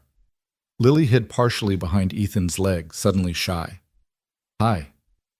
I have something for you," Clara said, producing a small box. "A thank you gift for sharing your dad with me. Would you like to see?" Lily looked up at Ethan, who nodded permission. She approached Clara slowly and accepted the box, opening it to reveal a delicate bracelet made of sea glass in various colors. Lily's face lit up. "It's beautiful." "I'm glad you like it. The sea glass comes from beaches right here on the island. Each piece is unique, shaped by the ocean over many years." Clara helped Lily fasten the bracelet, then looked up at Ethan. "Can we talk? Margaret can take Lily back to the playroom if that's all right." Ethan squeezed Lily's shoulder. "Go ahead, baby. I'll come check on you in a little bit." After Lily left with Margaret, Clara gestured to the comfortable couches arranged around a fireplace. "Please, sit. We have a lot to discuss." Ethan sat, and Clara settled across from him, her movements careful in a way that reminded him she was still recovering from her ordeal. For a moment neither spoke, the weight of shared trauma hanging between them. "How are you really?" Ethan asked finally. "Terrified," Clara admitted. "Angry, determined, all of it at once. The doctors wanted me to stay another week for observation, but every hour I spent in that hospital was an hour they could find me again. So here I am, probably against medical advice, but at least I'm somewhere they don't know about." "Are you sure they don't know about this place?" "As sure as I can be. This property is owned by a shell company 3 layers deep. I bought it years ago as a contingency, and I've never told anyone about it except Margaret.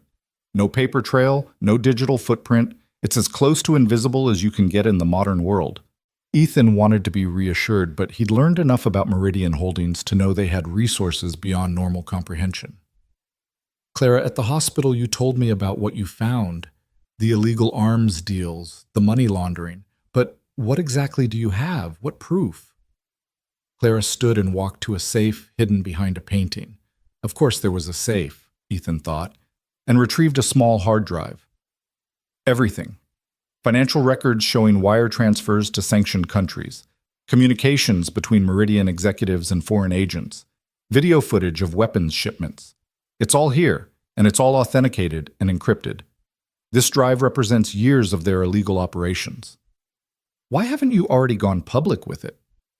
Because going public without the right channels means either being discredited as a conspiracy theorist or ending up dead before the story gains traction. I need to deliver this simultaneously to multiple news outlets, to congressional oversight committees. To the FBI and DOJ, I need to create such a firestorm that Meridian can't suppress it.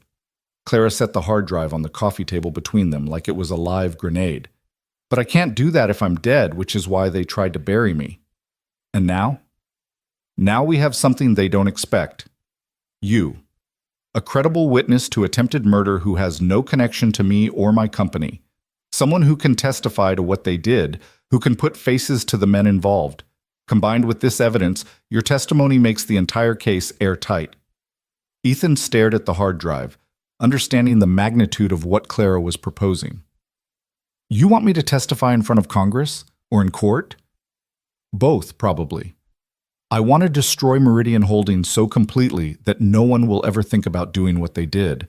But more than that, I want justice. Not just for me, but for everyone they've hurt over the years. All the people they've killed in their illegal operations. All the families destroyed by weapons they shouldn't have sold. All the corruption they've enabled. The scope of it was dizzying. Ethan was just a single father trying to keep his daughter safe, and now he was being asked to help topple a multi-million-dollar criminal enterprise with tentacles reaching into government. What if I can't? He asked quietly. What if I testify and it's not enough? What if they come after Lily to keep me quiet? Clara's expression softened. Then I'll use every resource I have to protect her. I'll set you both up with new identities, new lives, all the money you'll ever need. But Ethan, I truly believe this is our best chance at safety. Running means living in fear forever. Fighting back means maybe, just maybe, ending the threat permanently. And if we lose, if they're more powerful than we think, then at least we went down fighting. Clara leaned forward, her intensity burning through her physical exhaustion. I've spent my entire career building systems to protect people from threats, but I failed to protect myself. I let them catch me, let them bury me, let them almost win. You gave me a second chance at life, Ethan. Now I want to use that chance to make sure they can never do this to anyone else. Ethan thought about Lily, about the life he wanted for her. A life free from fear, where she didn't have to look over her shoulder or wonder if the bad men were coming back. Clara was offering a path to that life, dangerous as it was. Okay, he said, the word feeling both heavy and liberating. Tell me what you need me to do. Clara smiled, a real smile, the first he'd seen from her. First, we document everything. I'll record your full testimony on video, every detail you remember.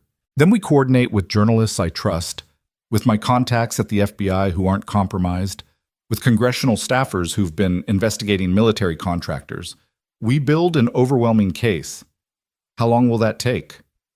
A few days for the prep work, then we go public simultaneously across multiple channels.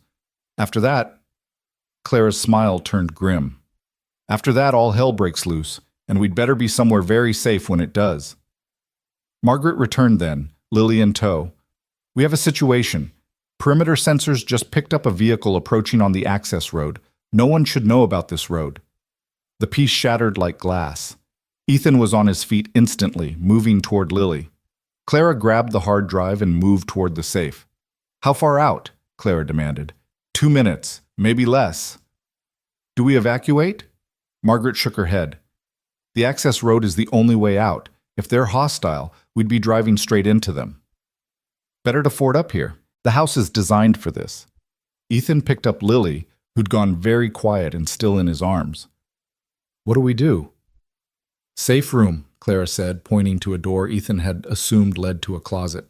It's reinforced, has its own air supply and communications.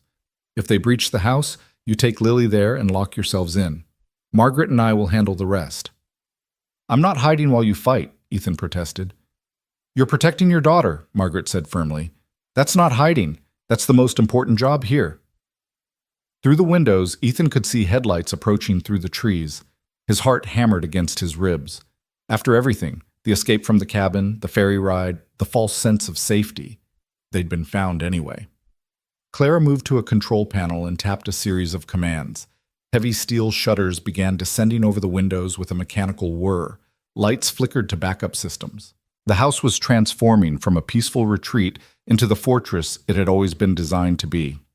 Margaret, identify that vehicle, Clara commanded. Margaret was already at a security monitor pulling up camera feeds. She zoomed in on the approaching car, a black sedan, expensive but not the same SUVs from the cabin. The driver was alone, and as the cameras caught the face, Margaret relaxed slightly. "Stand down. It's Thomas." "Thomas?" Clara's tension eased. "What's he doing here?" "I called him this morning, told him about the situation. He must have decided we needed backup." The sedan pulled up to the house, and a man emerged, late 30s, built like someone who'd spent time in military service, moving with the casual confidence of a professional. He looked up at the cameras and held up his credentials. Clara opened the front door remotely, and the man entered, his eyes immediately scanning the room and assessing threats. When he saw Clara, relief flooded his features. "Ma'am, I came as soon as I heard. Are you all right?" "I'm fine, Thomas. This is Ethan Cole and his daughter Lily, the ones I told you about. Ethan, this is Thomas Briggs, head of my personal security team." Thomas extended a hand to Ethan, his grip firm and professional. "Mr. Cole, Margaret briefed me on what you did for Ms. Wexler. Thank you. Not many civilians would have had the courage." "I just did what anyone would do," Ethan said, though he knew it wasn't true. "Most people wouldn't have dug," Thomas said simply. He turned to Clara. "Ma'am, we need to talk about your security posture. What happened to you represents a catastrophic failure of our systems. I've been analyzing how they got to you, and I believe there's a leak in your company, someone feeding information to Meridian." Clara's expression hardened. "Do you know who?" "I have suspicions, but right now the priority is keeping you safe while we prepare to go public with your evidence. I've brought additional security, 3 more of my people who I'd trust with my life. They're staging at a rental property 2 miles from here, ready to respond if needed." The professional competence of Clara's team was both reassuring and frightening. This was really happening. They were preparing for war against an organization that had already demonstrated its willingness to kill. Lily stirred in Ethan's arms. "Daddy, I'm scared." "I know, baby, but see all these people? They're all here to keep us safe. We're going to be okay." Thomas looked at Lily with surprising gentleness. "You know what, Lily? Your dad is one of the bravest people I've ever heard about, and brave people don't let their families get hurt. You're in good hands." For the rest of this day, the safe house buzzed with activity as Thomas and Margaret established security protocols, as Clara and Ethan worked on documenting his testimony, as plans were made and contingencies established. Lily stayed close to Ethan, coloring in the playroom when the adult conversation became too intense, sensing that something momentous was building. By evening, they had the framework of a plan. In 3 days, they would release everything: the evidence, Ethan's testimony, Clara's own account of being buried alive. They would send it to major news outlets, to congressional oversight committees, to the FBI and DOJ simultaneously. They would create a media firestorm that Meridian Holdings couldn't suppress or spin, and then they would hope that justice moved faster than revenge. As night fell and Lily finally settled into sleep, Ethan stood at the window of his room, looking out at the dark forest. The shutters had been raised once Thomas confirmed the perimeter was secure, and through the glass he could see stars beginning to emerge. 3 days. In 3 days, either they would win or they would lose everything. Either Meridian Holdings would fall or the Cole family would be running for the rest of their lives. But as Ethan watched those stars, constant and enduring despite the darkness between them, he felt something he hadn't felt in years: purpose. He was fighting not just for survival, but for something larger, for justice, for accountability, for a world where people couldn't be buried alive and forgotten. The mountains had taught him that survival wasn't enough. You had to live with purpose, with meaning, with the determination to make each day count. And for the next 3 days, Ethan Cole would do exactly that. The next morning arrived with fog so thick it turned the world beyond the windows into an impenetrable white wall, as if the safe house existed in a pocket dimension separate from reality. Ethan woke to find Lily already up and sitting cross-legged on her bed, arranging her beach treasures from yesterday in careful rows on the nightstand. Shells organized by size, sea glass sorted by color. The bracelet Clara had given her positioned like a crown jewel among the collection. "Morning, sweetheart," Ethan said, his voice rough with sleep and the remnants of dreams he couldn't quite remember but knew had been troubled. "The world disappeared," Lily said, pointing at the window where only white existed. "Like we're inside a cloud." It's just fog. It'll burn off when the sun gets higher. I know, but it's like we're invisible. Like the bad people couldn't find us even if they tried because we're hidden in magic. Ethan sat on the edge of her bed, struck by her ability to find wonder even in circumstances that would break most adults. You might be right about that. Maybe this island has a little magic after all. Downstairs, the safe house had transformed into something resembling a military operations center. Thomas had brought in equipment overnight, laptops, secure communication systems, what looked like tactical gear stored in hard cases. Margaret was at one of the laptops, her fingers flying over the keyboard as she monitored something Ethan couldn't identify. Clara sat at the dining table with Thomas, papers and files spread between them, their conversation low and intense. Clara looked up when Ethan and Lily appeared on the stairs. "Good morning. Did you sleep?" "Some," Ethan said, which was generous. He'd managed maybe 4 hours broken into 20-minute segments, jerking awake each time convinced he heard knocking sounds, or footsteps, or Lily crying out. "What's all this?" "Final preparations," Thomas said. "We're moving up the timeline. Originally we planned to wait 3 days, but new intelligence suggests Meridian knows Ms. Wexler survived. They're actively searching for her, which means we need to go public before they find us." Ethan felt his stomach drop. "How much are we moving it up?" "Tomorrow night," Clara said. "I know it's fast, but we don't have a choice. Every hour we wait is an hour they're getting closer." Margaret looked up from her laptop. "We've confirmed at least 3 teams deployed to the Pacific Northwest. They're questioning people, bribing ferry workers, checking hotels and rental properties. They're thorough and they're motivated. It's only a matter of time." Lily tugged on Ethan's hand, sensing the tension in the room, even if she didn't understand the specifics. "Daddy, can we have breakfast?" "Of course, baby." Ethan looked at Clara. "Can we talk after? About what tomorrow night means? What you need from me?" "Absolutely. Take care of your daughter first. The war can wait 20 minutes.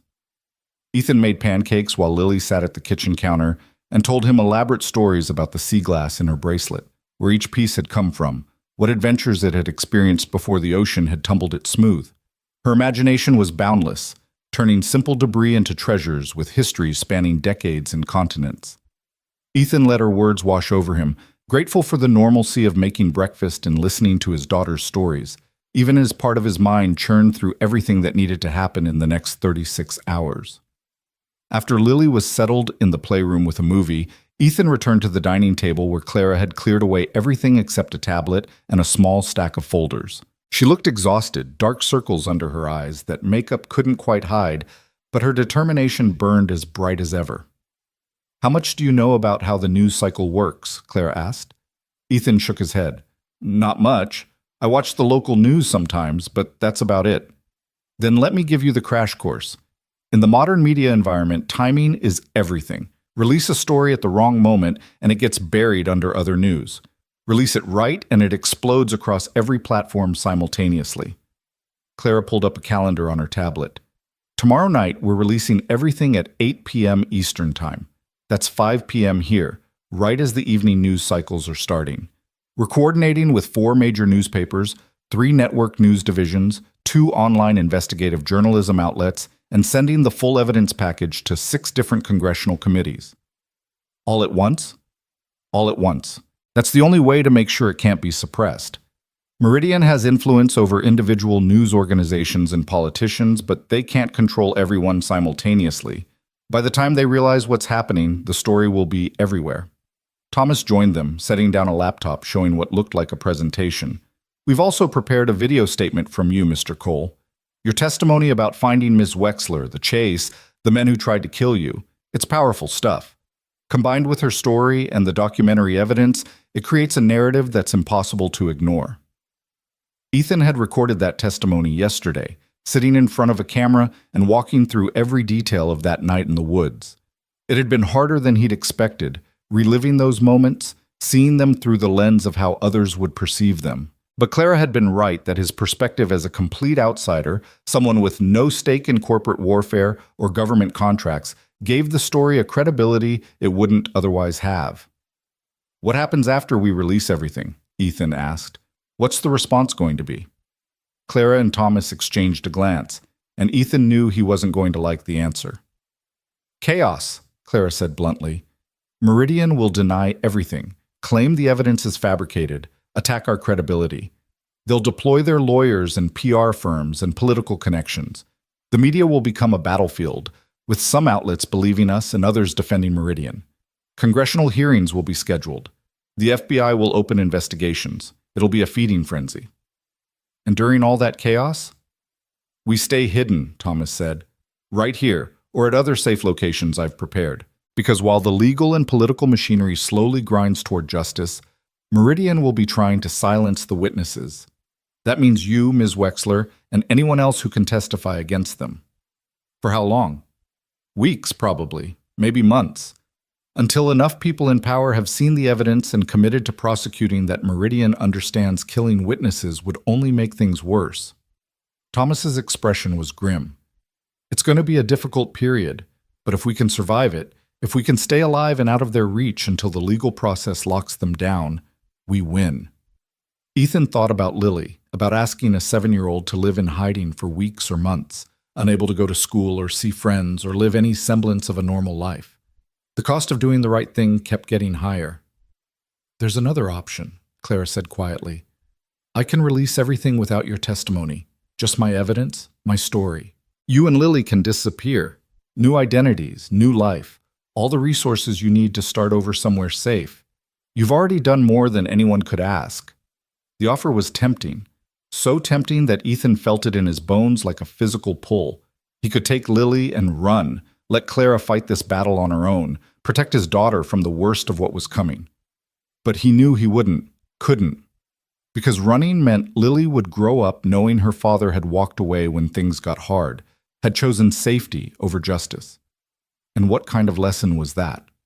What kind of man would he be? No, Ethan said. We're seeing this through, together, whatever it takes. Clara's eyes shimmered with something that might have been tears. Thank you. You have no idea what that means to me. I think I do. You didn't give up when they buried you. You kept knocking, kept fighting, kept breathing. That's what we're doing now, just on a bigger scale. Margaret called out from her position at the laptops. We have movement. Security cameras picked up a boat near the southern shore, just sitting there. Could be fishermen, but the timing's suspicious. Thomas was at her side immediately, studying the monitor. How long has it been there? About 20 minutes. Haven't seen any fishing activity, no lines in the water, just drifting. Run the registration. Margaret's fingers flew over the keyboard. It's a rental out of Friday Harbor. Rented yesterday afternoon to a James Morrison. Running that name now. Ethan moved to where he could see the monitor. The boat was maybe a quarter-mile offshore, a standard fishing vessel that could belong to anyone. But something about the way it sat in the water, motionless despite the current, made his skin crawl. Name's fake, Margaret announced. James Morrison doesn't exist in any database I can access. The credit card used for the rental is flagged as possibly fraudulent. They found us, Clara said, her voice tight. We need to assume that boat is surveillance, which means they know we're here and they're planning their approach. Thomas was already moving, pulling out his phone and making calls. I'm bringing in the rest of my team. We need to establish a perimeter and prepare for possible assault. Assault? Ethan felt his heart rate spike. You mean they might attack the house? If they're desperate enough, yes. These people buried Miss Wexler alive. They shot at you and your daughter. They've already demonstrated they're willing to use extreme violence. Thomas's voice was calm but firm. We need to prepare for the worst-case scenario. Ethan thought of Lily in the playroom, innocently watching a movie while armed men might be preparing to storm their location. The juxtaposition of childhood innocence and adult violence made him feel sick. I need to get Lily to the safe room, Ethan said. Not yet, Margaret countered. If this is just surveillance, moving her now might tip them off that we've noticed them. We need to act normal while we prepare. Normal? Ethan's voice rose. How am I supposed to act normal when there's a boatload of killers watching us? Clara placed a hand on his arm. By trusting us. Thomas and Margaret have handled situations like this before. Let them do their jobs while you focus on keeping Lily calm and ready to move if necessary. It went against every protective instinct Ethan had, but he forced himself to nod. He returned to the playroom where Lily was sprawled on the floor, completely absorbed in her movie. She looked so small, so vulnerable, so utterly unprepared for the darkness that adult choices could bring into a child's life. "Hey, sweetheart," Ethan said, sitting down beside her. "I need to talk to you about something." Lily paused the movie and turned to him, her expression immediately serious. "Are the bad men coming?" The question hit Ethan like a punch. Lily had learned to read situations, to understand when adults were scared even if they tried to hide it. She'd grown up too fast, learned too young that the world contained threats that even parents couldn't always stop. "We're not sure," Ethan said honestly. "But Clara's security people are very good at their jobs, and they're making sure we're safe. I need you to do something for me, though. If I tell you we need to go to the safe room, that special room Clara showed us, I need you to go quickly and without asking questions. Can you do that? Will you be with me?" "Every second. I'm not leaving you, Lily. Not ever." Lily nodded, her small face set with a determination that broke Ethan's heart. "Okay, Daddy. I'll be brave." "You're already the bravest person I know." They sat together watching the movie, Ethan only half paying attention, his ears tuned to the sounds from the main room where Thomas was coordinating with his team. He heard phrases like defensive positions and evacuation routes and rules of engagement, each one ramping up his anxiety another notch. An hour passed, then 2. The boat remained offshore, not moving, not fishing, just existing as a silent threat. Thomas's additional security arrived, 3 more professionals who looked like they could handle themselves in any situation. They took up positions around the property, turning the safe house into an actual fortress. Ethan tried to keep Lily entertained, playing board games and reading books, but his mind was elsewhere. He kept thinking about that night in the woods, about the sound of bullets hitting his truck, about how close they'd come to dying. That could happen again. Here, today. Clara joined them in the playroom around noon, her presence a welcome distraction. "Mind if I hang out with you two for a bit?" The tactical discussions were getting a little intense. "Please," Ethan said. "We could use the company." Clara sat down with them, and to Ethan's surprise, she was wonderful with Lily. She asked about the sea glass bracelet, admired Lily's collection of beach treasures, and even got down on the floor to help build an elaborate tower out of blocks. For a little while, the weight of what they were facing lifted, replaced by simple human connection.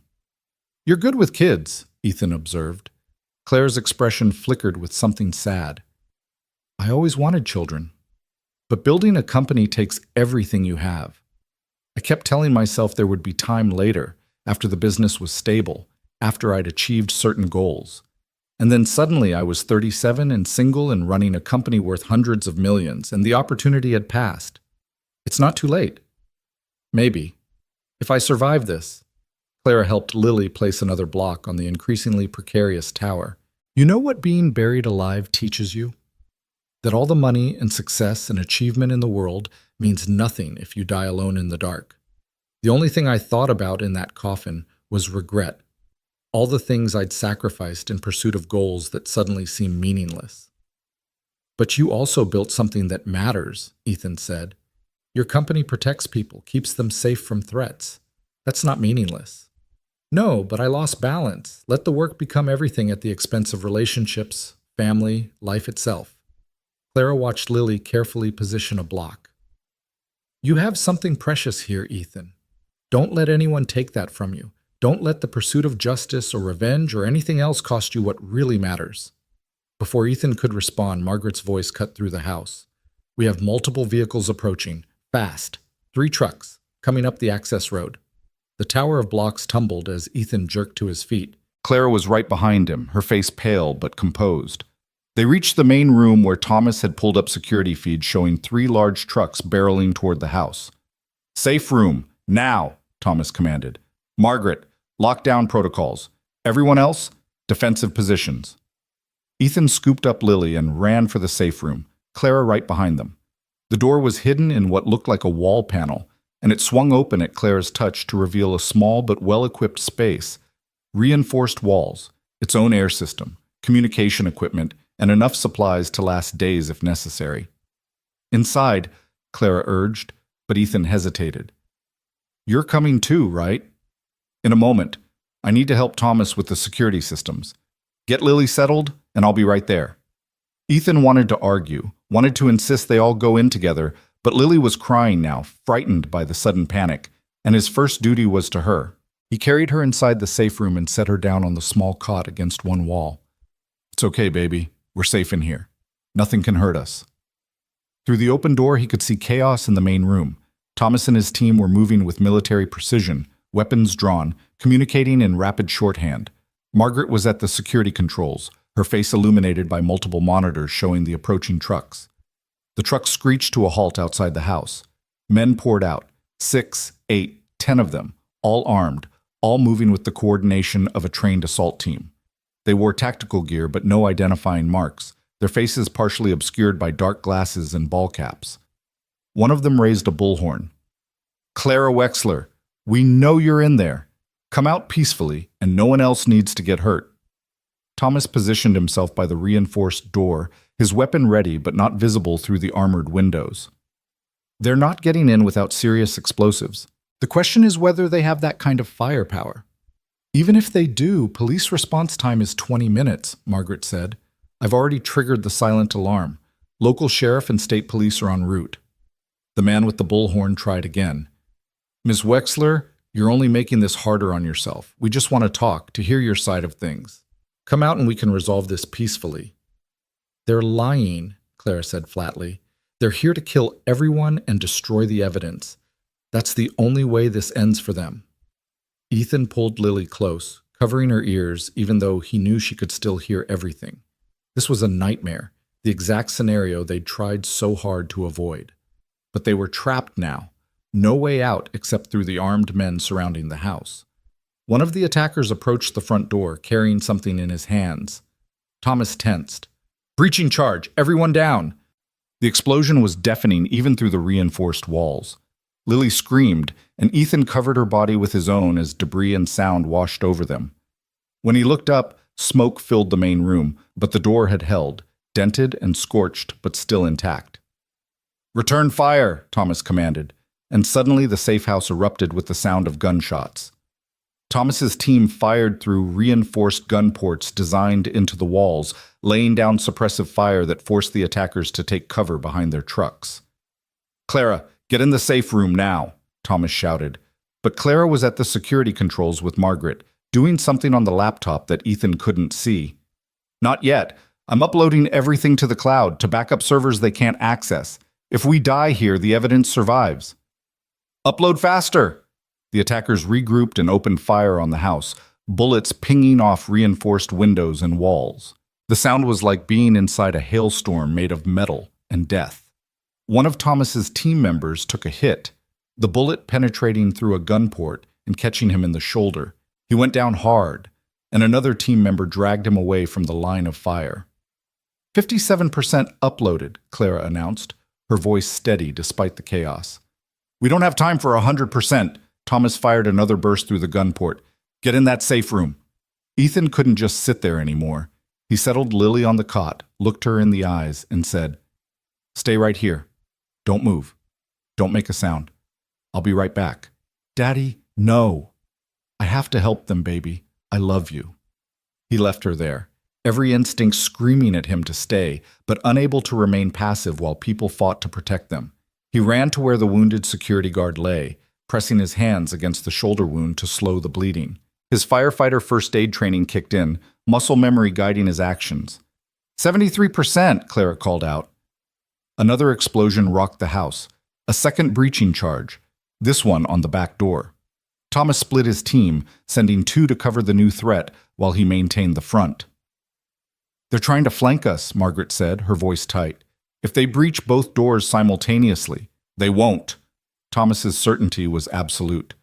Those doors are rated for military assault. They'd need heavy explosives we'd have detected them bringing. 88%. The firefight intensified. Ethan finished bandaging the wounded guard as best he could, then looked around for how else he could help. Clara was still at the laptop, her fingers flying over the keys even as bullets struck the walls around her. Margaret coordinated communications with the police, giving them real-time updates on the situation. In the distance, sirens began to wail.